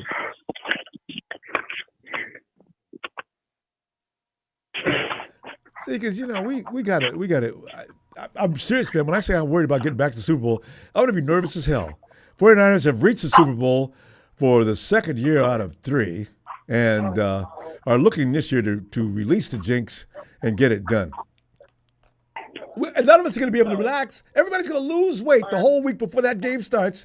And by the time the game is finished, if you weighed over 170 pounds, you'll be down to 95 pounds when that game's over. Hey, Michael, Hey, Ronbo, how's it going, buddy? Oh, man, Michael, the more you think about the 49ers, this is the time of year we usually relax. Oh, It's hard to relax. oh yeah. Here we go with another Oh, slide. can't. It's going to drag out, and drama.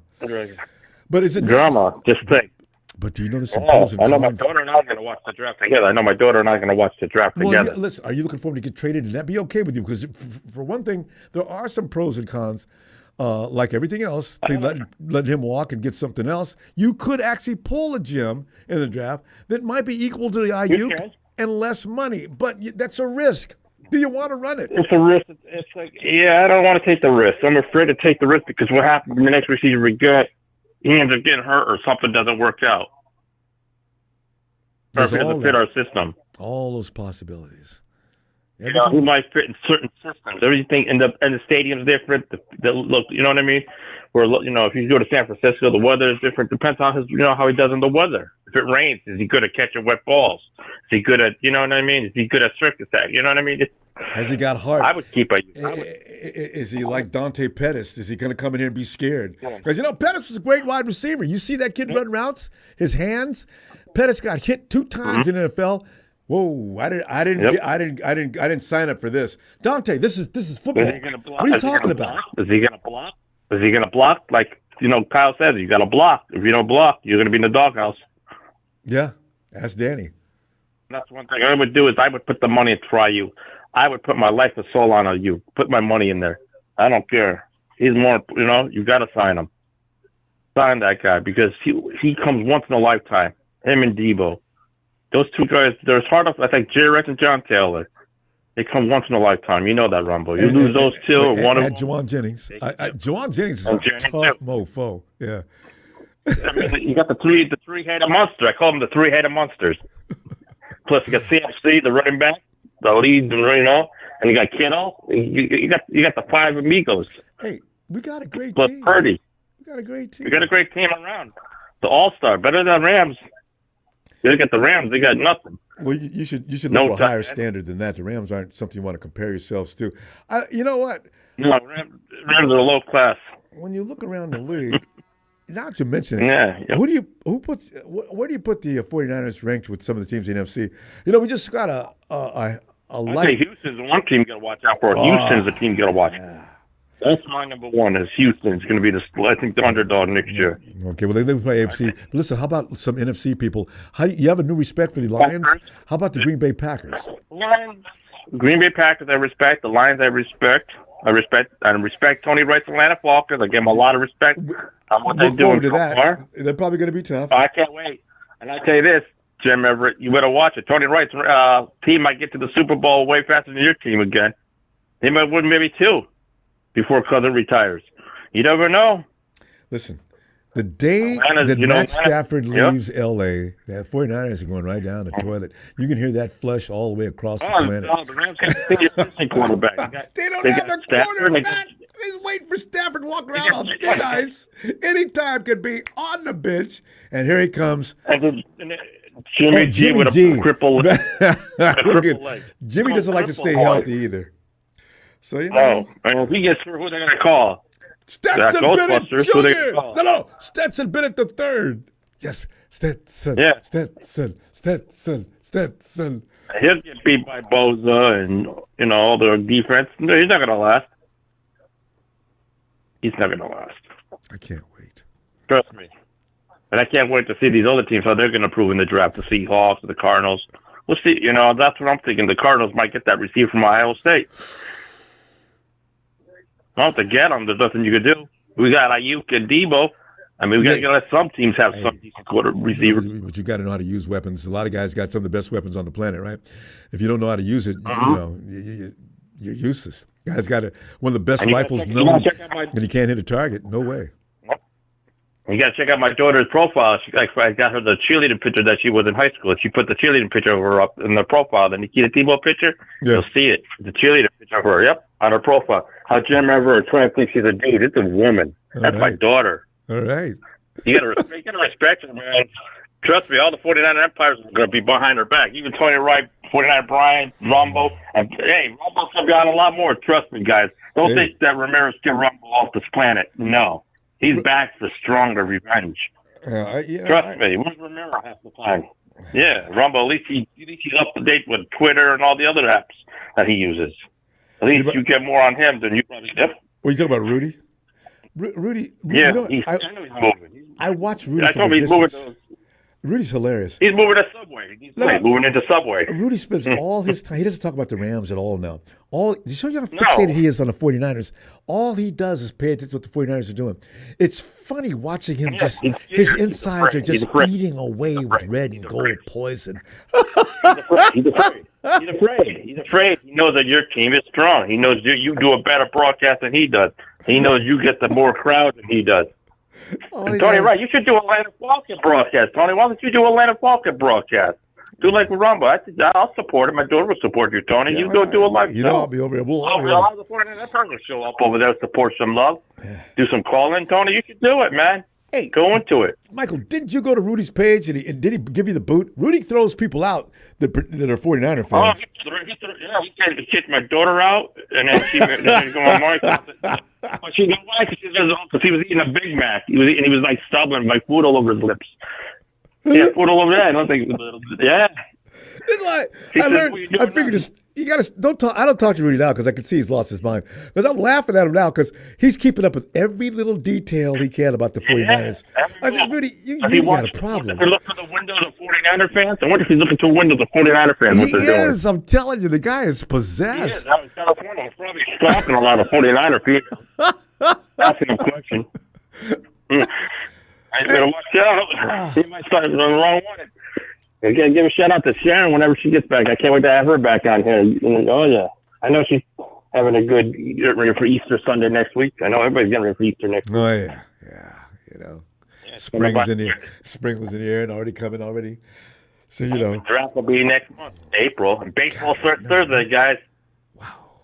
Get ready for the baseball season. It's already underway. Baseball and then the draft. And you know, and then the NFL draft. And you know it's going to be funny because now we're watching Shohei. Now, you know what? Somebody said that guy's taking the fall for Shohei. And it's Shohei with the gambling issue. But he might be in trouble. He might be next Pete Rose. What's the name of that team? The Black. I don't know, man. And Pete Rose. What was the name of that famous team way back when they got caught for gambling? Reds. Yeah, the Reds. Right. Not the Reds. They were called Pete Rose. The Black something. Anyway. They're still famous for that, minor league? And that happened a long time ago. And Pete Rose is in that conversation. You know, it's scary. I'm gonna look that up. Yeah, I'm gonna find out what year that happened. Anybody that knows what happened? Just search first major league team to be banned for gambling because the whole team was doing it. I thought Pete Rose was on the Reds. I know that. Cincinnati Reds. This is before the Reds. Anyway, we're gonna, let me see Friday, fam, and give my best at that cheerleading daughter of yours. All right. Yeah, well, never have a shout out to Tony Rents, have a shout out to you, Ronbo, and have a good night, you and your family. Go Niners, huh? Thanks, Michael. Night, fam. And here he comes. Jalen! Somebody said Aaron Donald was up there with Muhammad Ali and a couple other names. I've never known the man.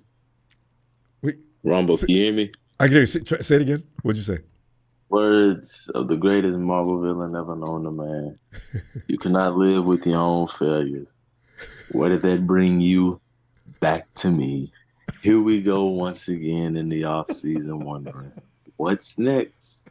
What to improve on so we can finally get past that last little hump so we can finally become Super Bowl champs. Janet, where'd that quote come from again? Thanos. That's what I thought you said. Jalen is living in a parallel universe right now. Jalen, okay.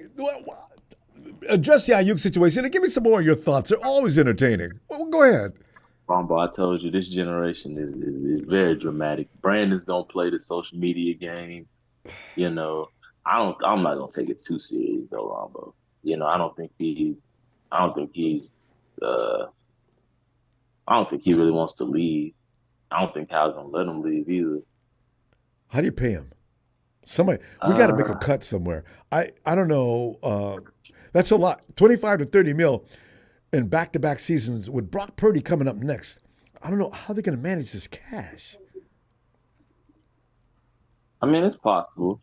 They found money for Hargrave. Which still amazes me. Yeah, Yeah, I you're don't right. know how. I think we could get some money from maybe. I don't think we're gonna restructure Greenlaw, Ronbo. I mean, I don't think Greenlaw's gonna come back.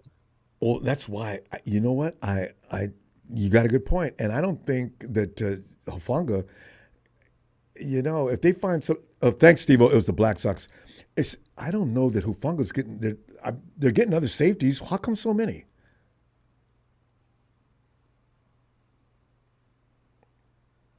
You said they get other safeties? Yeah, we're adding.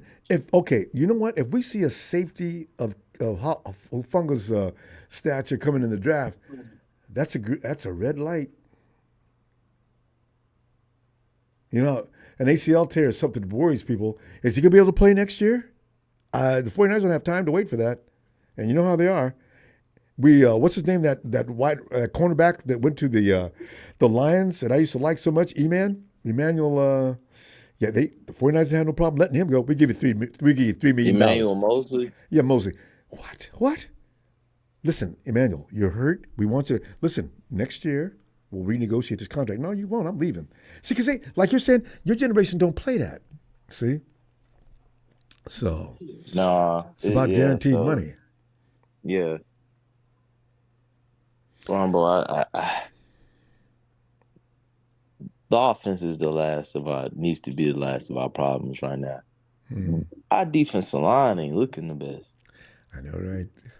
That was my last subject. I said, you know what? That pass rush don't look like nothing to write home about. Forget the pass rush, Ronbo. Where's the run stoppers? That was my first thing. But the pass rush was bothering me too. But the run stop was just goes without saying. That was just awful. If Cal Shanahan, I don't think it's possible. I mean, God, if he does it, he doesn't need to be the coach. If he misses the playoffs next year, get somebody who knows how to run the defense. I'm just saying in general. If we miss the playoffs next year, I mean, you know, they're not going to. What are we? I don't want in there first round. So how far do you think we're going to get next year, Ronbo? You think we're going back to the NFC Championship? Look around the league. Is there anybody that can stop him? Who can stop him? Because as bad as we looked on defense, we still won. Ronbo. Yeah, I know, right? The Lions are looking pretty good. And we'll see what Caleb Williams looks like with Keenan Allen and DJ Watch Moore. the Falcons. And you're right. Chicago's got a defense now. Yep. Falcons. I know the Cowboys got the Cowboys, the Eagles. I ain't worried about the Cowboys, but the Eagles. The Vikings. I mean, they might draft somebody. Ooh. I mean, Ronbo, it's a couple of teams that are Ronbo. Yeah. I mean, the Packers got Josh Jacobs, Ronbo. Is he a grade above Aaron Jones? I don't know. He's a bruising back, Ronbo.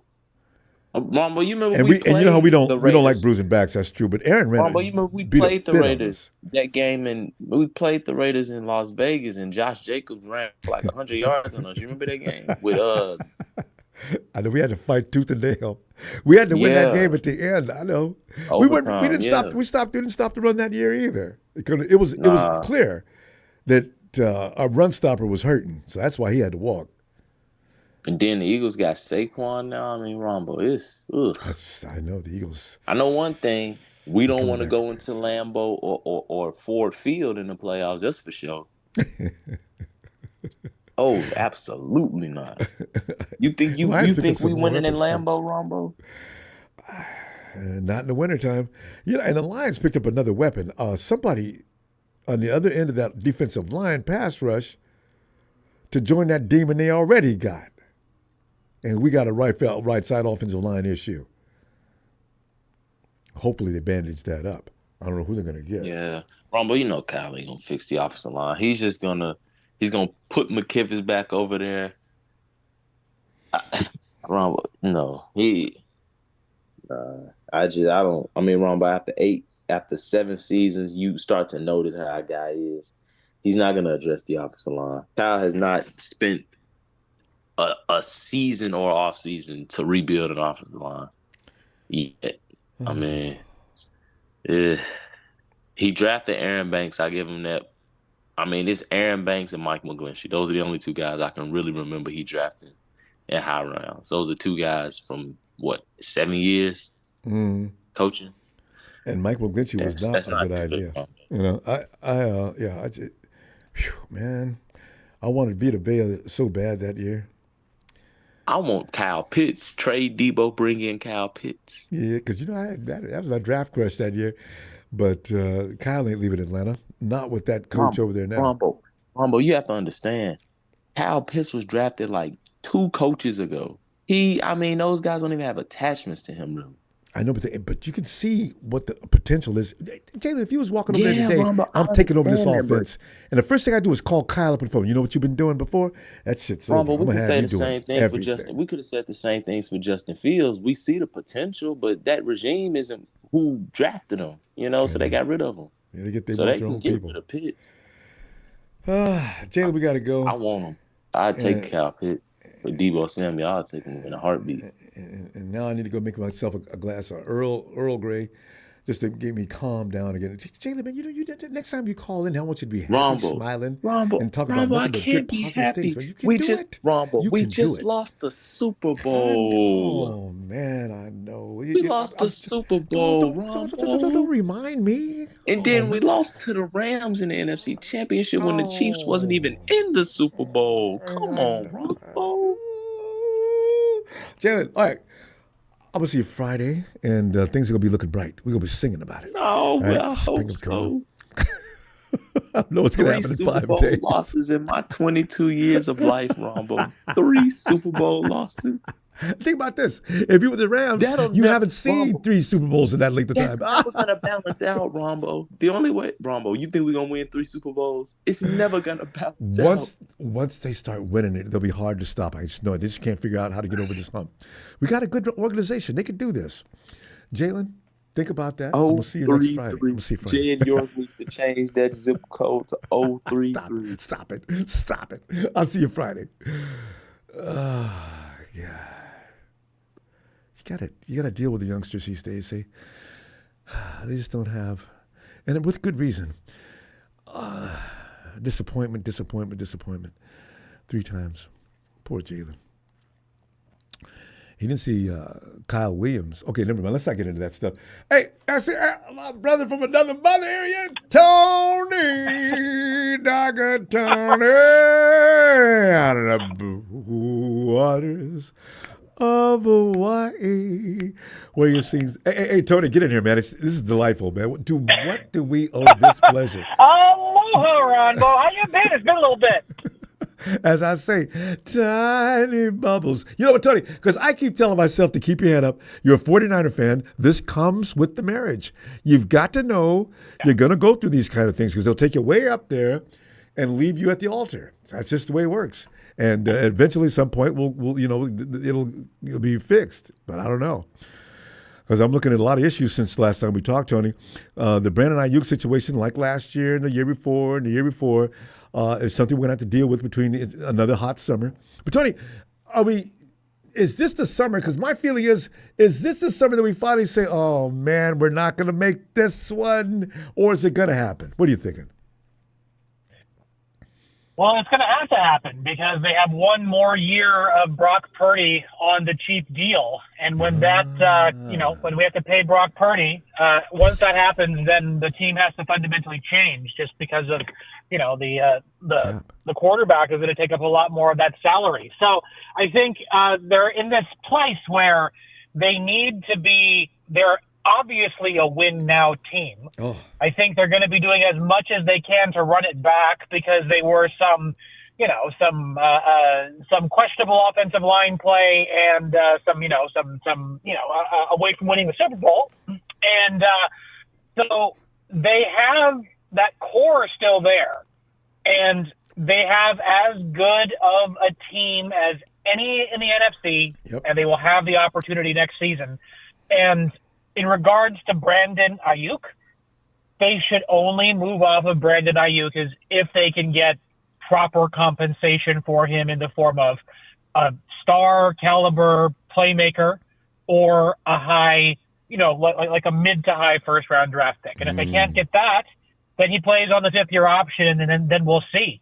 It might be to the point where we could I mean, I don't know if he would want to even go into like a tag wide receiver mode the season after next, but, right now, if they can't come to a deal with him, they bring him back, and we see the offense one last go before they have to completely retool. Now, there's all the things that they can do coming up in the draft, and right now I feel like they have positioned themselves to be able to draft best player available. If they move Aiyuk, they are no longer positioned to do that. They'll have to draft a replacement receiver, which exists in this draft. But, again, is that, like what pick would they get back for Aiyuk, and is that player there? We've been harping on offensive line for time in memoriam now, it feels. 4 years. That is, I think, what everyone wants in the draft as far as fans go. But really and truly, I think they're going to end up drafting at 31, and they're going to take the best player available. And I don't know what that's going to be. I don't think it's going to be one of those quote-unquote tier 1 offensive tackles. I think there could be a cornerback. I really do that falls like a defensive back that falls late. Something like that, but we're just, unless something happens, I don't see us in the running for one of those like top tier players. Now, all that being said, all that being said, we have a lot of draft picks this year. The Niners can maneuver around, and at the same time, I think in the top 100 players in this draft, that there are some really good players, and the Niners can position themselves to pick up a few really good players that will complete the team and take us forward, and hopefully be able to win a Super Bowl next year. Because next year truly is Super Bowl or bust. Because Kittle is still great, but he's showing his wear and tear, and that contract isn't friendly. Deebo, same thing. That contract is really kind of a bit of an anchor, I would say, going into not this season, but next season. Christian McCaffrey, he's a running back, and running backs experience Always a lot liable. of attrition just because of the amount of contact that they take. Sure. And then at the same time, Brock Purdy is going to deserve a large contract, and they're going to pay it. And so, best case scenario, I think Aiyuk is coming back. Unless we get pick number 15 or higher in this draft, Aiyuk is coming back. And then we're going to be drafting best player available and maneuvering to pick the guys that they want, I think. And we'll see how that goes. What do you think, Ronbo? And you mentioned that because I'm thinking, what team has multiple first-round picks, and it's usually a very poor team, right? And I'm thinking the Panthers have how many first-round picks, and then you look at the Bears. I think they've got more than a first-round pick because of some of the moves they made the last couple of years. Yeah, some of the worst teams in the league. And the Vikings. Oh God! Yeah. Add that to the Vikings roster, right? No, they got to play Jefferson. Even the Vikings don't have that much money, do they? Well, no. The Vikings they're positioning to get a quarterback. That's all there is to it. Right.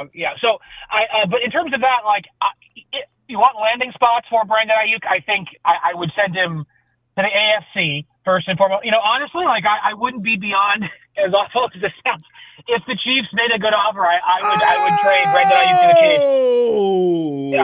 Oh, yeah, I would. If they made, but here's the thing: the Chiefs have number 32, right? They don't have. It would take. You know what it would take for the Kansas City Chiefs? It would take 3 first-round draft picks. Yeah. To get Aiyuk, if you're the Kansas City Chiefs, because that's like number 28 or higher for the next 3 years, just guaranteed. So no, it would need to be 3 Kansas City first-round draft picks. But if they offered that, I would take that, actually. And then we could double-dip 31 and 32 and then have 2 more first-round draft picks in the upcoming 2 years. But that's not going to happen, Ronbo. That is not going to happen. It's wishful thinking. It sounds good. Because AFC teams, Bill Belichick is not the kind of guy that makes that kind of deal. But I know the Jets would go for it. I don't know that the Jets have any. If the Jets have $1 left in their till, I want to know why hasn't an investigation been launched on them like it was the 49ers? So, I just, there's so many teams that I wonder.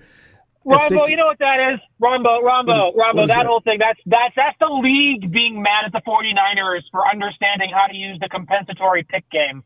And so that's the league just being all like, all right, the Niners have been rigging this thing a little bit. They got a little punishment, so shut up.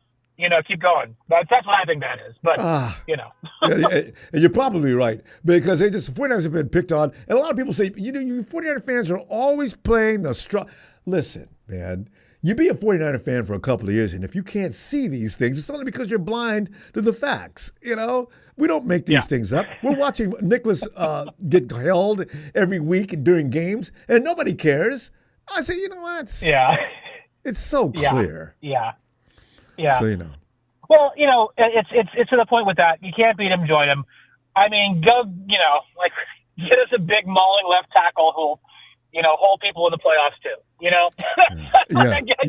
That's what we got to go and do. I've said that ever since that last Super Bowl with the Chiefs. I said, you know what? I wish our guys would go ahead and start holding. At least make that equal. You're going to hold us? Yeah. I bet you we can hurt you worse than you. I do a little bit. But it's so flagrant with Bosa. It's egregious when because if Bosa gets a chance, he'll take over a game, and they know it. And I really do think the front office says, listen, let's keep Nick a bit under control. He's a little extraordinary in that fashion. Let's go ahead and allow holding on him. God, you guys are dirty. God. Anyway. Well, Anyway, we can go on forever about that, Ronbo. Yeah. Tony, listen, I'll be back Friday if you got some time, because I know you're a busy man these days, and we got lucky today that you super busy. You had some time. So yeah, I know. That. I will be. I'll be on when I can, Ronbo. Thank you very much for the platform. A huge mahalo. Aloha, sir. Thank you, Tony. Mahalo. There he goes, Tony Nagatani out of Hawaii. Hey, Charles. What's going on, Ronbo? Charles, I'm going to sit there being 49ers. You know how we do. As soon as March and April come, we're sitting up and crying about what happened. And I'm tired of crying about what happened. And now, every year it gets a little more serious. We got to sign Aiyuk. And like Papa Dragon pointed out earlier, we lost by how many points, Ronbo? 3? Now, to improve, what do we need to do? It's not subtract. We need to add. That's right. If you let Aiyuk walk, you've subtracted. There's no draft pick that's going to come in and look like Brandon Aiyuk. If for no other reason than he ain't had enough time to get together with Brock Purdy and develop that chemistry, there's so many things wrong with letting Brandon Aiyuk walk. So I'm saying, oh, man, here we go. So, Charles, your options on this. Where are you at on this? Is it okay to let Brandon Aiyuk walk and to get rid of the misery and get us a new kid in here that doesn't cost so much money? Brandon Aiyuk's going to need somewhere near $30 million. Definitely north of 25. So what are you going to do? No, we need to figure out a way to keep Brandon Aiyuk. We need to. I think the only position that they really haven't addressed is that safety position. We need to keep that safety position. We need to add one more quality piece, strong safety, because we have Gibson and we have Brown. They're really free safeties. We need to add a strong safety. Yeah, a really good strong safety. We be good at. I mean, I think they've brought somebody in to challenge for the other cornerback spot. I forget the name of the guy that they brought in, but he's a really good cover corner. he ain't making a whole lot of money. I think he got him on a 1-year deal. So I think they've done that. I think that's the only weakness right now is that strong safety position. Yeah, and because we don't know what Talanoa is going to look like. It's worrying everybody. Bringing back Brandon Aiyuk. I mean it's a must. I mean you have to have. He's the best route runner. He's the best pure wide receiver that we have. I think it will be great. I think it would be great to draft Jerry Rice's kid. Drafting Jerry Rice's kid. Yeah. What it would round? Just maybe second. Really? Yeah. I mean, I would like to draft him in the first round. But I know we have. I think we that are more serious. Yeah, I think we need a strong safety. If you can find one, but I mean, drafting. Charles, what about the O line? Like Tony said, he's probably right. We're not going to get a top tier draft pick on the offensive line. You have to go with the first round to get that. The 49ers my probably aren't going to do that. But my problem is, I'm not against that. I just don't want them to get another Mike McGlinchey. That's my only issue. Nobody's ever going to forget that. And wait, let me warn Joe. Joe, you're a Rams fan, right? Don't spam. Don't spam. That's all I need to get rid of you. Okay, just know that. Keep spamming, and you'll say goodnight. All right, go ahead, Charles. I don't want another Mike McGlinchey. I don't want the Kinlaw. I don't want another Kinlaw. It's like Kyle Shanahan. He doesn't know how to pick first round talent, and I'm so sick and tired of these positions becoming bombs and. And I wish maybe you should let somebody else do it. Who picked? I'd love to go through that locker room or that office and say, all right, guys, who's responsible for making the Mike McGlinchey pick? He had a bad knee to come in to begin with, as did Jauan Kinlaw. And then they end up being where they are now, not in San Francisco. What's up with that? I'd love to hear what they say. Yeah, man. It's from Notre Dame. I think that's my only thing, man. I just want. It seems like the defensive tackle position, we've already got it covered. We got another pass rusher, that's great, but I think I don't know where the 49ers are going to go. This is the first draft that in a long time that I don't have a clue of where the 49ers are going to go for this pick. But I hope, right? It's a mystery. I hope within the first 3 rounds we do not pick a running back. Oh, no, yeah. Please do not pick they finally know that that's not a good idea. The best running backs we've had. You look at Mason. Wasn't he in a UDFA? You look at Elijah Mitchell. Yeah. They picked him up in the what round? 5th, 6th round? Stop it with the first 3 rounds. Yeah. I'm like, I don't want another 3rd round pick, man. I mean, the 3rd round picks are horrible. Dude, come on. This is not what's his name? Gone. Didn't last the no Jaguars. time. The Jaguars general manager. What was his name? Trent Baalke. Trent Baalke's thing. I do like running backs, and I'll pick up one if I think he's worth a damn in the first round. I don't care what anybody says. Hey, Trent, go ahead, man. That's why you're in Jacksonville. we've been through so much. We've been through so much trauma of picking ACL guys in the 3rd round, ACL guys in the 4th round. I'm like, what? For what? I mean, you're not going to. The guy that we picked. Remember that running back Trent picked? Outstanding college running back. The guy from South Carolina. Yeah, I know who you're talking about. His knee was ripped to shreds. I was hoping he'd heal up too. I want to see what he looked like. They had to buy him out finally, huh? He had 2 ACL in college. 2 ACL injuries in college, and he still drafted him. Man, come on. But Frank Gore did too. Yeah, man. I'm just so the team is still intact. I think we should get some help from. I think we should get some linebacker depth, O-line depth, and maybe some safety depth. We need those. Charles, you need a starter at offensive line, though. We need somebody to come in and take over the right guard position, the challenge for that right guard position, and that right tackle position. So we need a draft for those. We need to draft Trent Williams' replacement. Well, see, that's what I'm talking about. You can't. That's a tier 1 draft pick. Yeah, and he won't be as good as Trent, no matter how good he is. So, I just don't know what they're gonna do. Burford is the replacement. Burford. Burford. Burford. You're the one who let that fly. If you didn't just fall in front of Chris Jones, do anything but what you did. Yeah. Yeah, but we still had, man, that Super Bowl. I haven't called in since the day of the Super Bowl. It takes a long time to get over these Super Bowls. Oh, yeah, man. Oh, yeah. It was right there, Charles. It was right there. All the 49ers had to do was stay the course. Don't have an error now. It's too late in the game. They did anyway. Burford and Ray. Ray, follow the ball. What are you doing? I'm trying to pick the ball up so I can run. Slap you, guy. Man. Yeah. There's a pattern between the two of them. Oh. Hey, is this your first podcast since the Super Bowl, or have you? No, we've been the whole time. I've been crying week after week, a couple of days a week. Oh, okay. I can't stand it. Being alone with my own thoughts was driving me nuts. I have to come in here and relieve the pressure. I mean, we'll get more regular in another week or two. But man, man, we gotta go though.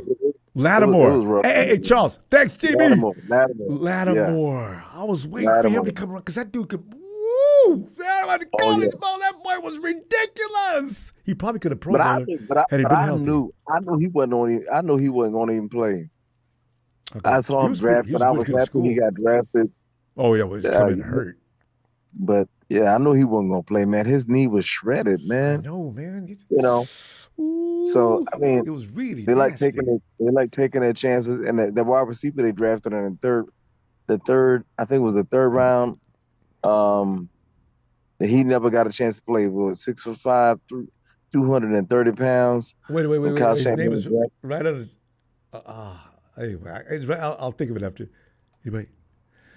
Anyway, yeah. Charles, good to hear from you again. I'm glad you're recovering. So I'll be back Friday. We'll continue our.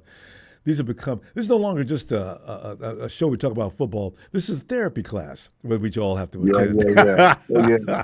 As you know, damn. Oh yeah. I mean, I just knew the Super Bowl we were gonna. I really thought we were gonna win by We were the 7. better team. We were the better team. There's no doubt about that. Yes. We had everything. Oh yeah, man. Brock Purdy is much better than Jimmy G. I'm like, I'm got talking about this. versus the Chiefs. The only thing they had better than us, they had maybe a couple of positions. Of course, they got Patrick, who's a better quarterback between the two. But down the line, we're every bit as good and better in most positions. They got Travis Kelce, Patrick Mahomes, and Chris Jones. Snead was that excellent, better than I even thought. That's 4 guys against an army of Pro Bowlers. How many guys have we sent to the Pro Bowl? And y'all went and got a whooping.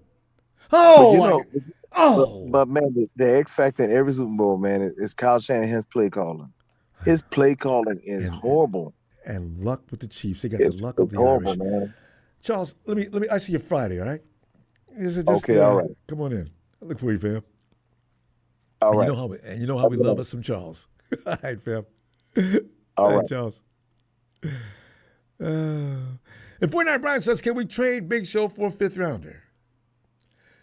I don't know, Brian. I need a 2nd round pick for show. You know what I'm saying? Any podcast would be lucky to have Show. Show's hilarious. He always, no matter what anybody says, boy, Show is coming in. He's going to be the Big Show. If you don't like it, that's just too damn bad. He's just going to say what he has to say, right? Show can hear the boos from wherever he's sitting at, across the planet. Show saying blah, blah, blah, blah, boo, boo. Show just sitting going on and on. That's why I love me some Show, man. Big Show. Thanks, Brian. Thanks for that contribution. Bethel.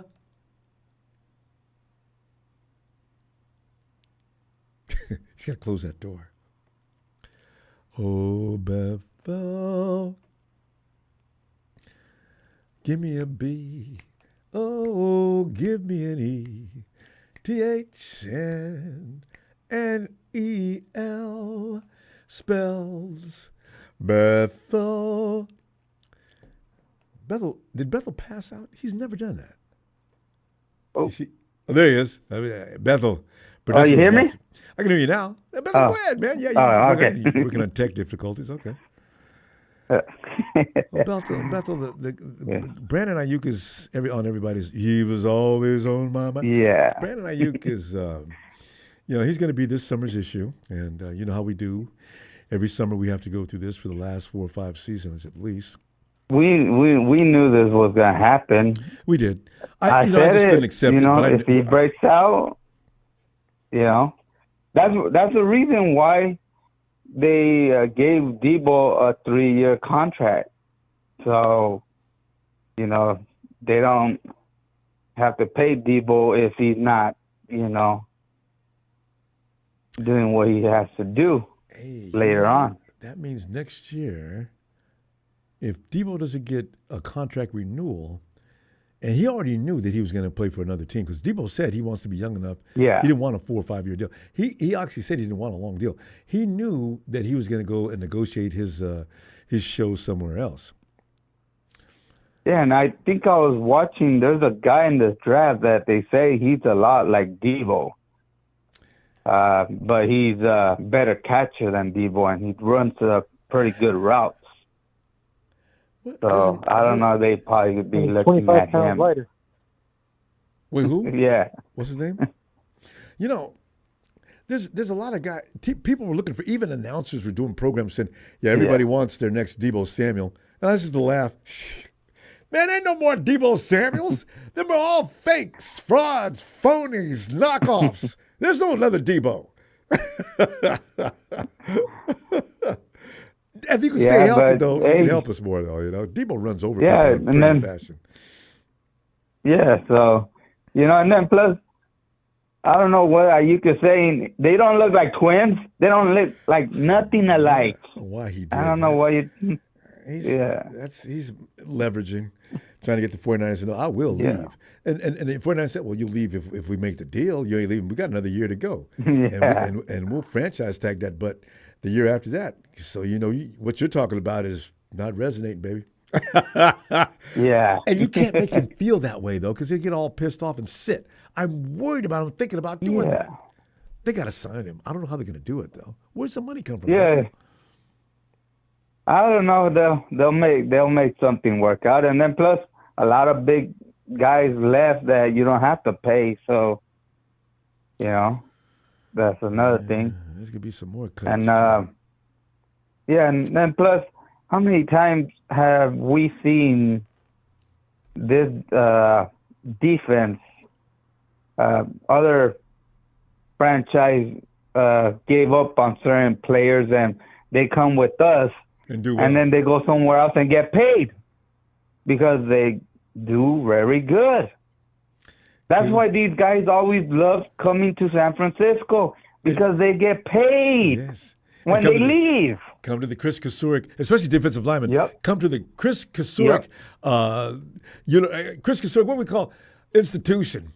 Chris Kasurik can make you play much better than you did.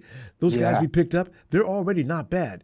Leonard already said, man, I can't wait to play for this, Larry, but I can learn from Chris Kasurik. Oh, you know what I'm talking about? Yes. So Floyd's going to be better. Can you imagine that? Yeah, and then the Green Bay Packers, the one that we picked up, he was actually saying that he didn't like how they were utilizing him because man, I don't know about that. He complained to the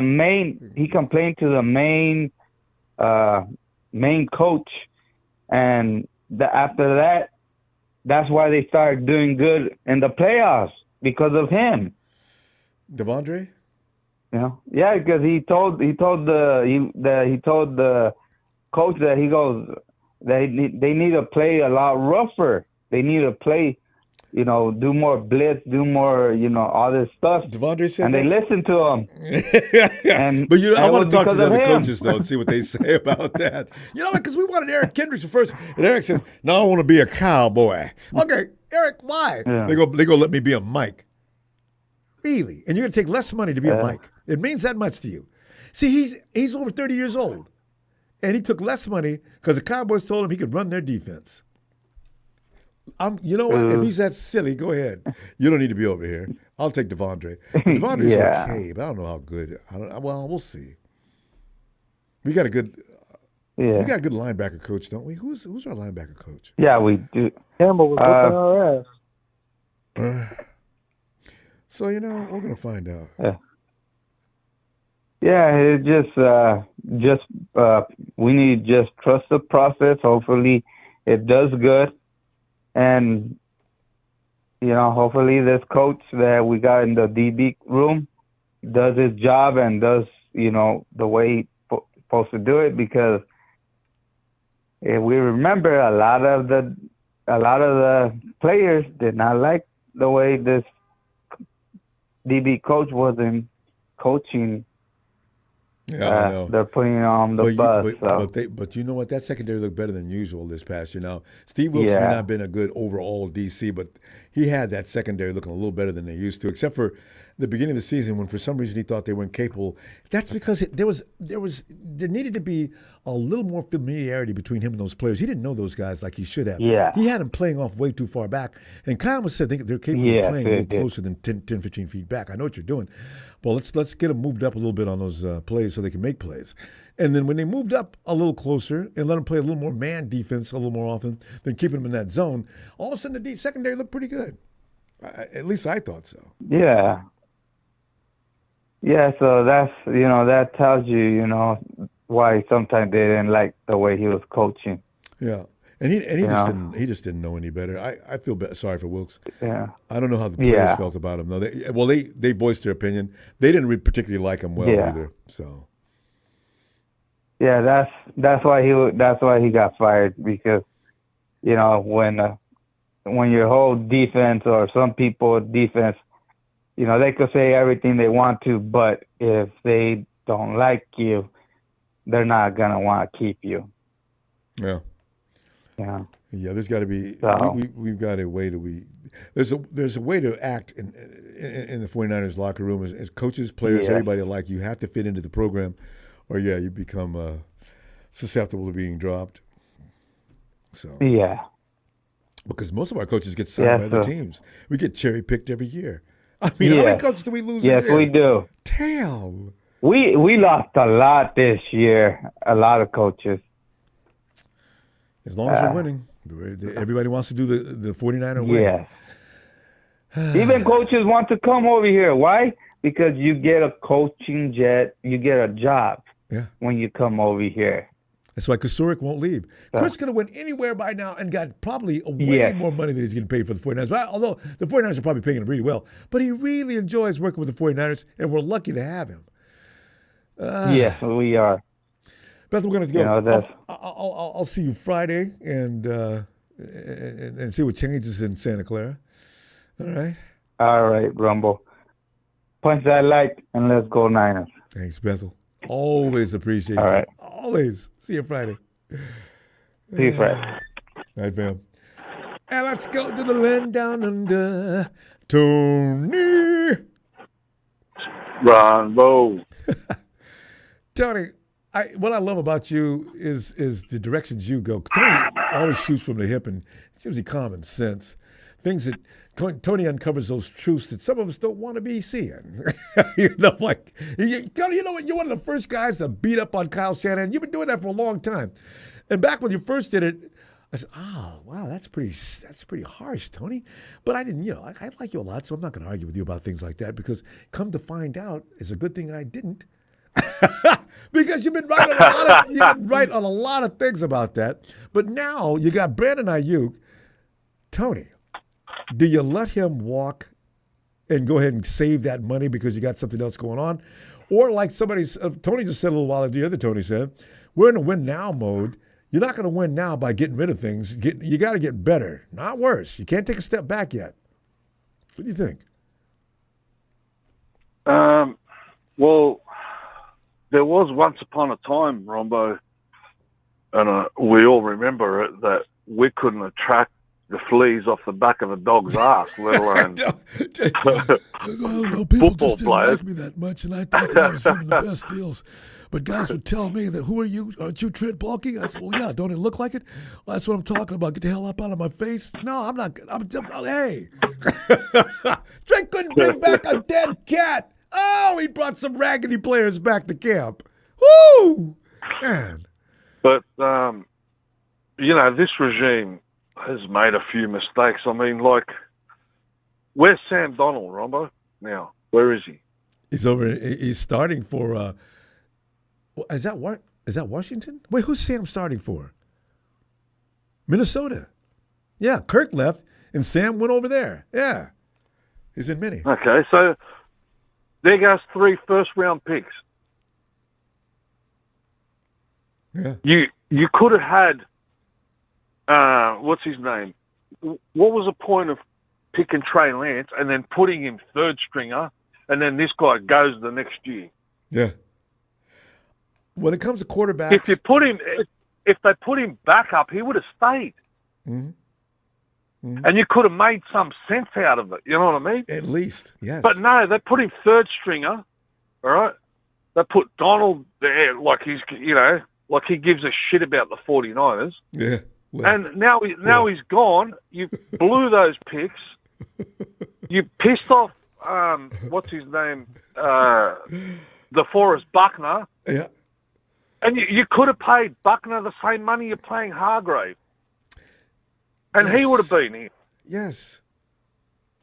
So they've made a few blunders along the way. Now, at this point in time, at Jimmy Ward, I'm not going to go on, but at this point in time, those first-round picks, seeing as how our O-line is with, let's say, the Super Bowl on the line next season, wouldn't they just be coming handy? Wouldn't they just be like a godsend? And by now, they'd be well-seasoned, especially an offensive lineman, because sometimes it takes them a little while to get up and measure up to par. So, yes, Tony, on every count. Yes, 3 years without a first-round pick. Or 2 years. And I'm of the same opinion as you when it comes to the D-line because of one person and one person only. And thank Christ, this guy doesn't want to go nowhere, and that's Chris Kasuri. Right? Because we've had mediocre players that we thought were mediocre players on other teams.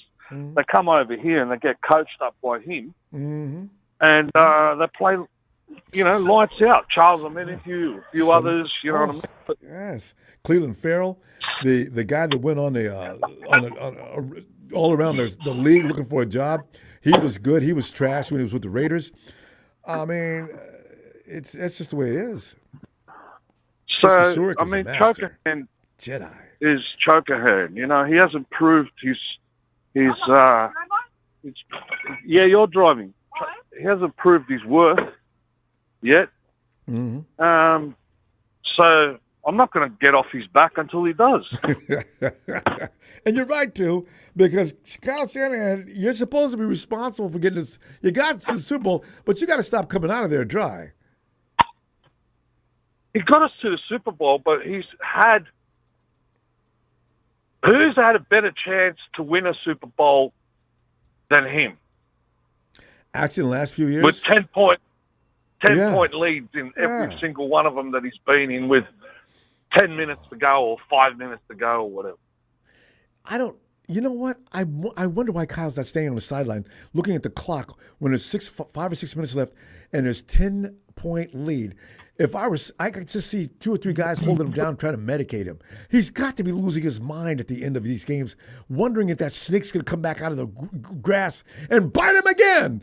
Oh, Tony, this is what, Tony, if we go to the Super Bowl next year, think about that for a moment. What are you going to be thinking? I'm going to be nervous as hell.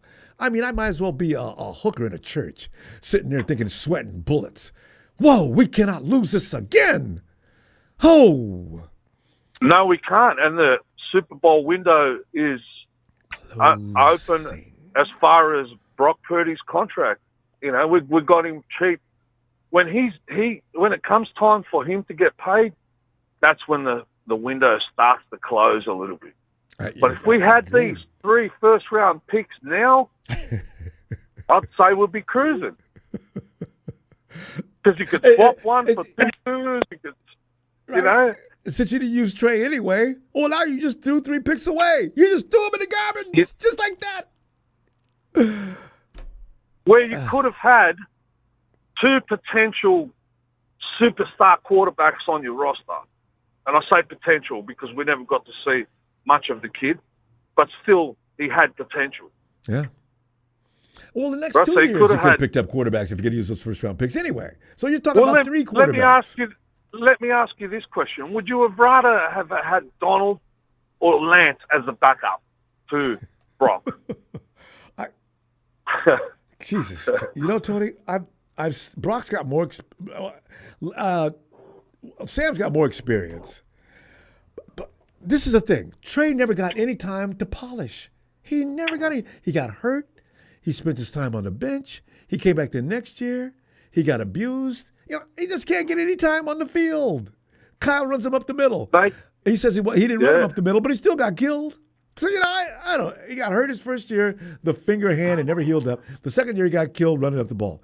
So, I don't know what Trey's capable of, and I don't know what's going to happen. But if we finally see him emerge in Dallas, we're going to always say, see, there you go. There you go. There it is. What is going to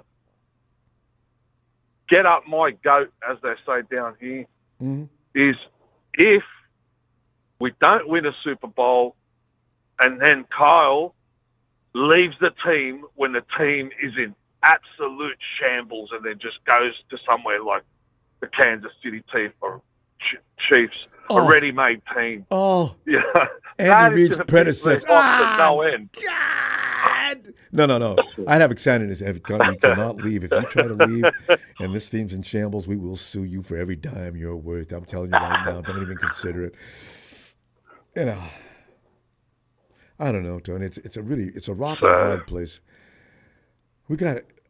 It is, and we don't know what's going to happen in the draft. So, let's see what happens before we start. I know, right? Before we start belly aching like I'm doing already. Tony, we're going to go. I'm going to look for you Friday, and nothing's going to improve between now and Friday. If anything, fires are going to be lit and set all over the place between now and the draft anyway. But we'll overcome, Tony. We always endure these things somehow.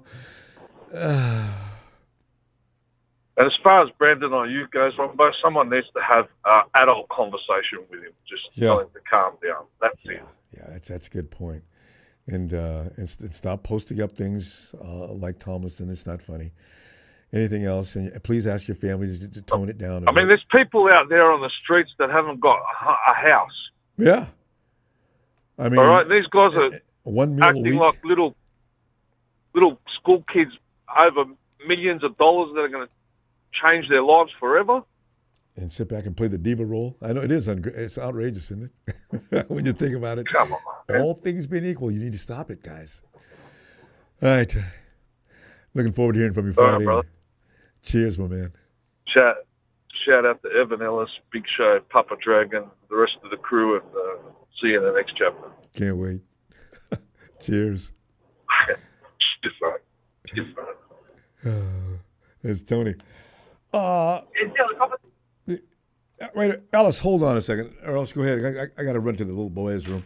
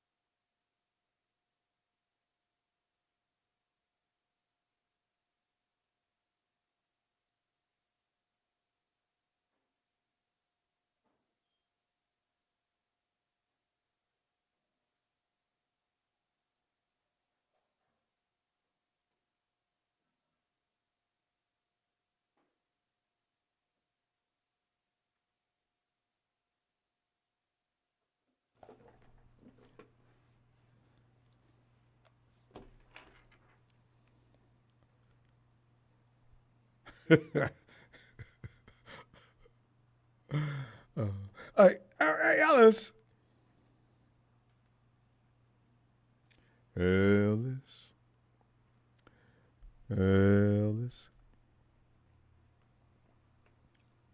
Ellis might be tied up with the squad. I think he's got them all weekend. Long Beach, you like Henny? All right, let's go check out with Tony ATL. Tony. Ronbo, good evening. How are you? Tony. Doing like, being a 49er fan can really be irritating sometimes. the frustration, the expectations, the outcomes. It's just all one big mess. And now, here we go, another summer. Last year was Deebo. This year's Aiyuk. And the 49ers, they're going to do this next year, too. They're going to have Brock Purdy waiting until August 15th to 25th. He didn't even get no time to work out. It's the Niners! Niners! You know, so I'm moaning and groaning. But, Tony, you know, let's talk about around the league and 49ers if you want and your team. Yeah, but the Niners just got to reset and refocus. You got the squad. Just reset and refocus. Once Cam gets here, you got to forget about the Super Bowl from this past year. Once camp starts, if they would just focus. Yeah. I just wonder what they'd be like if they. Ronbo, I got some news. Yeah, go ahead. Yeah. It's a carbon copy, not a carbon copy, but y'all that 2019, man. I know, right? 10-point lead. 10-point lead then in the fourth quarter. Again, everybody blaming Jimmy on that bomb. I'm talking about the drive before that. Like I keep saying, the drive where Mostert was getting them. 6 yards, 7 yards. Yeah. I think it was like 14 yards. Like across midfield. And then y'all started throwing. And especially Mike Parsons, Mike Person was becoming weaker and weaker as the game went along because he was already on his last legs anyway. Yeah. 49ers got rid of him as soon as the season ended. But the thing is, a lot of people don't know. Jimmy Garoppolo stood back and made that throw prematurely. Why? Because if he didn't, he would have looked just like Brock Purdy in this last Super Bowl. He'd have got decked. Chris was coming through. Jones was coming through that line like a freight train every snap. Here he comes again. So, you've got to have an offensive line to win the Super Bowl. That's all there is to it. And Patrick Mahomes can attest to that as well because remember that year that Tom Brady just ran him off the field? Patrick was on his horse the whole game. What do you have, a minus what? Yardage? Oh, man. Yeah, Tampa was on his butt. Yeah. So Ronbo, I got some news that happened Thursday. I should have shared on Friday. I was going to say it in the chat. It's going to make you laugh. It's going to make the chat laugh. You might already know it already. What's that? Jimmy Garoppolo will be suspended for the first 2 games of the season for taking performance. I'm trying to understand, Jimmy. You weren't even playing. Why were you taking drugs? How long does that stuff stay in your system? How long does that stay in your system? And Ronbo, he never did that with New England. He never did that with you guys. Well, he never got tested. Now he's with the Rams. Rudy, somebody said that Sean McVay's on the committee that seems to be policing activities going on around the league as far as front office activity. Rudy might have made that up. Yeah, I didn't respond. I saw Rudy, Sean McVay was on that committee that went around and investigated your 49ers. And you guys, Rudy loves to talk. Anyway, why would you put a guy that's in the league amongst the 32 teams on a committee that's going to police activities in 49 or anybody's front office for that matter? That's a lie. That'd be like putting mafia members in the House of Representatives. Or in the police department. Yes, sir. Rudy, Ronbo, what do you think about that with Jimmy? Jimmy and mess with the juice. I don't understand why he would do that. And he's not. I would understand if he was trying out for a position, but he was already benched. The Raiders had made up their mind they didn't want to see Jimmy and anything McDaniel had taught him for the rest of their life. And as soon as the chance came around, they got rid of him, right? So I don't know what he's doing or why he did that. Or, like, Tony, how a lot of people say they didn't know it was an enhancing drug. They were eating whatever or drinking whatever, and they didn't know that was a part of the ingredients. Yeah. But Ronbo, that Aiden O'Donnell, that 4th-round pick out of Purdue, that played quarterback, he played pretty well at times. Wait, who? At times he didn't. Wait, I saw him, Aiden O'Donnell, that quarterback out of Purdue. They drafted in the 4th round. He played a lot of games last year. I saw him in 2021 in a shootout with Tennessee. Like a 43-42 game. He can throw. I don't think he's their future. He played well at times last year. Yeah, he's quarterback. Yeah, he's got a nice long arm. Devontae didn't seem to complain about him too much. So there's a slave on that team. Devontae wants to leave, and the Raiders made clear to him he was not leaving. Can you imagine? Yeah, no. Devontae's prime is starting to slide. Yeah, out of Green Bay, and then he got his money. So why is he crying? Well, he thought he was going to win some ball games because he had his boy over in with the Raiders, and his boy got shipped out. And they shipped him out. Yeah. Yes, sir. And Ronbo, about an hour and a half ago, you were talking to somebody in the chat about what we talked about 2 shows ago about these trades for these 5th and 6th round picks, and I thought it was very inciting, very insightful. Teams aren't giving up no 1st or 2nd round picks anymore in trades. When's the last time we see? Think about it. Last couple of years, nobody's giving up 1st round picks anymore. No, not even seconds no more. Because not happening. Yeah. So right now, if you're going to get rid of Brandon Aiyuk and the 49ers says we're going to have to be blown away by a deal, when the 49ers say that, they pretty much mean we'll answer the phone, but you don't come in here with anything weak or it's going to be wasting your time, not mine.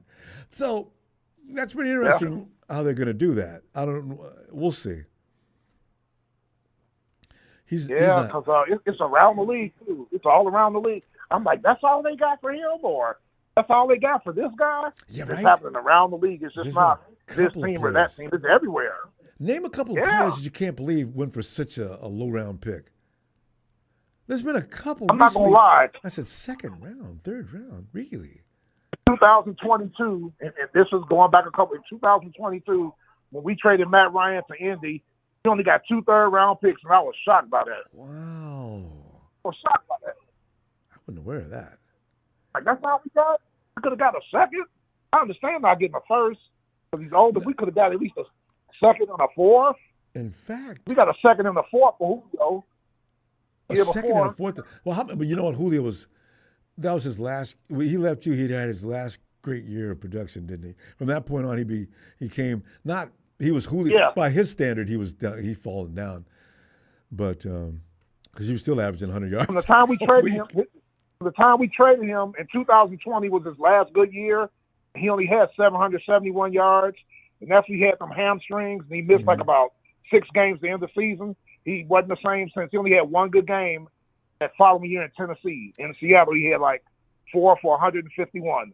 1 game in, 2021, 22, 23. Yeah. 1 good game in 3 years. Yeah. He ain't been the same since. That was like week 3. And who just recently signed him this past year? He was out there for a few minutes. But Julio's that player. Philadelphia. Yeah. Julio's that player you put out there for 5 or 10 minutes and hopefully he doesn't get hurt because he can break a game if he can get loose. So, yeah. So he got knocked out in the Tampa game. His former team from 2022, they knocked him out in that playoff game, a concussion. I'm like, I hope that's the last we see of Julio. Yeah, Julio, don't go out looking too bad because, man, everybody thought you were like just amazingly, strangely good. So don't go out looking bad. Yep.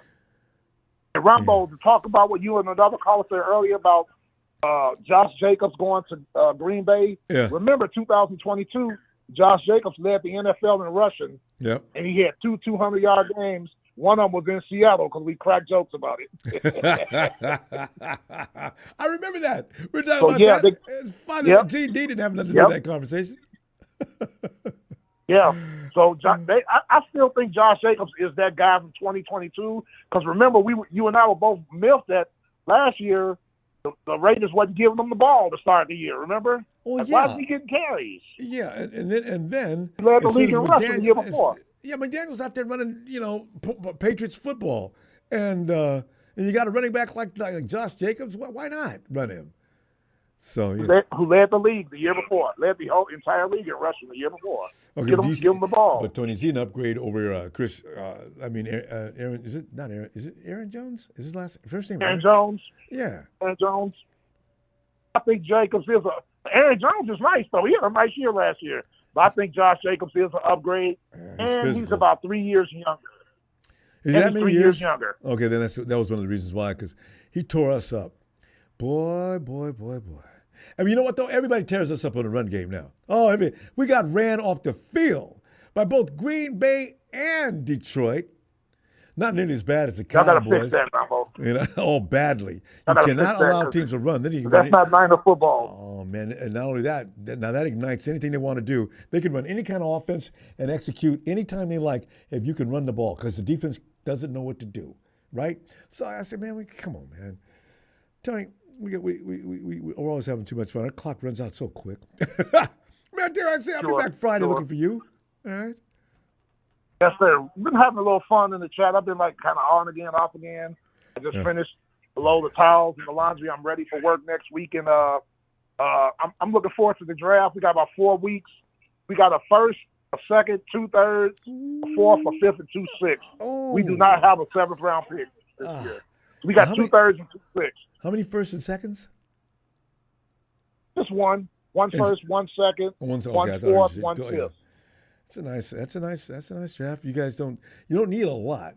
Anyway, you got offensive weapons everywhere. They just haven't been utilized properly. I would like to get a defensive lineman or two. Yeah. I hope that we please Calais Campbell come back. He hasn't said he's retiring, but I want him back, Ronbo, because he helped me. That Zach Harrison, watch out for Zach Harrison, second-year guy at Ohio State that we drafted last year. He started getting the sacks at the end of the year because he was under the tutelage of Calais Campbell. Right, you need that leadership. That's the point. Tall guy. Yeah. All right. I want Calais Campbell back. Yeah, he's a good ball player for sure. Legend. I mean, Hall of Fame all the way. All right, Tony. Have a great night. That's going to happen for you. Ronbo, good talking to you, Ronbo. And remember what I said, trolls. Ronbo's made y'all stars. So y'all will show proper respect. We know them by name. It isn't ridiculous. Ronbo, I will see you. Yes, sir. Yes, sir. I'll see you Friday, sir. Looking forward to it, Tony. Have a good night. Take care, sir. Oh, man. Yeah, great tone for Raiders. I know the black hole was Raider fans. I didn't appreciate it, but I do feel sorry for them for that reason. There was no more allegiance in the league anywhere than there was with the Raiders. They really did love them because I got them in my family throughout, and we argue like it's going out of style every time we see each other. Hey, yo, Ellis. One thing for sure about Ellis is if he doesn't catch you the first time, he calls you and tells you he needs a minute, or he really is gone. All right, so I guess that's it for tonight. As Barack O'Neill called it, here comes Tony. The show must be over. We've had Tony before the show was over. Brock. Oh, my cool star. I used the Chargers for their first round pick. Hey, the Chargers got excused early. What are the Chargers picking about? 17, 18, 19? Anyway, fam, I'll see you Friday. Let's see what happens between as the sagas continue with the 49ers soapbox operas. Thanks for the contributions tonight, fam. Always appreciate it. Please remember to subscribe before you go so you can get those notifications. We want to be able to see your face in the place. And hey, I do like likes. Yeah, I really do. Egotistical, you know. Enjoy your week, fam. I'll see you Friday. Keep it red and gold, baby.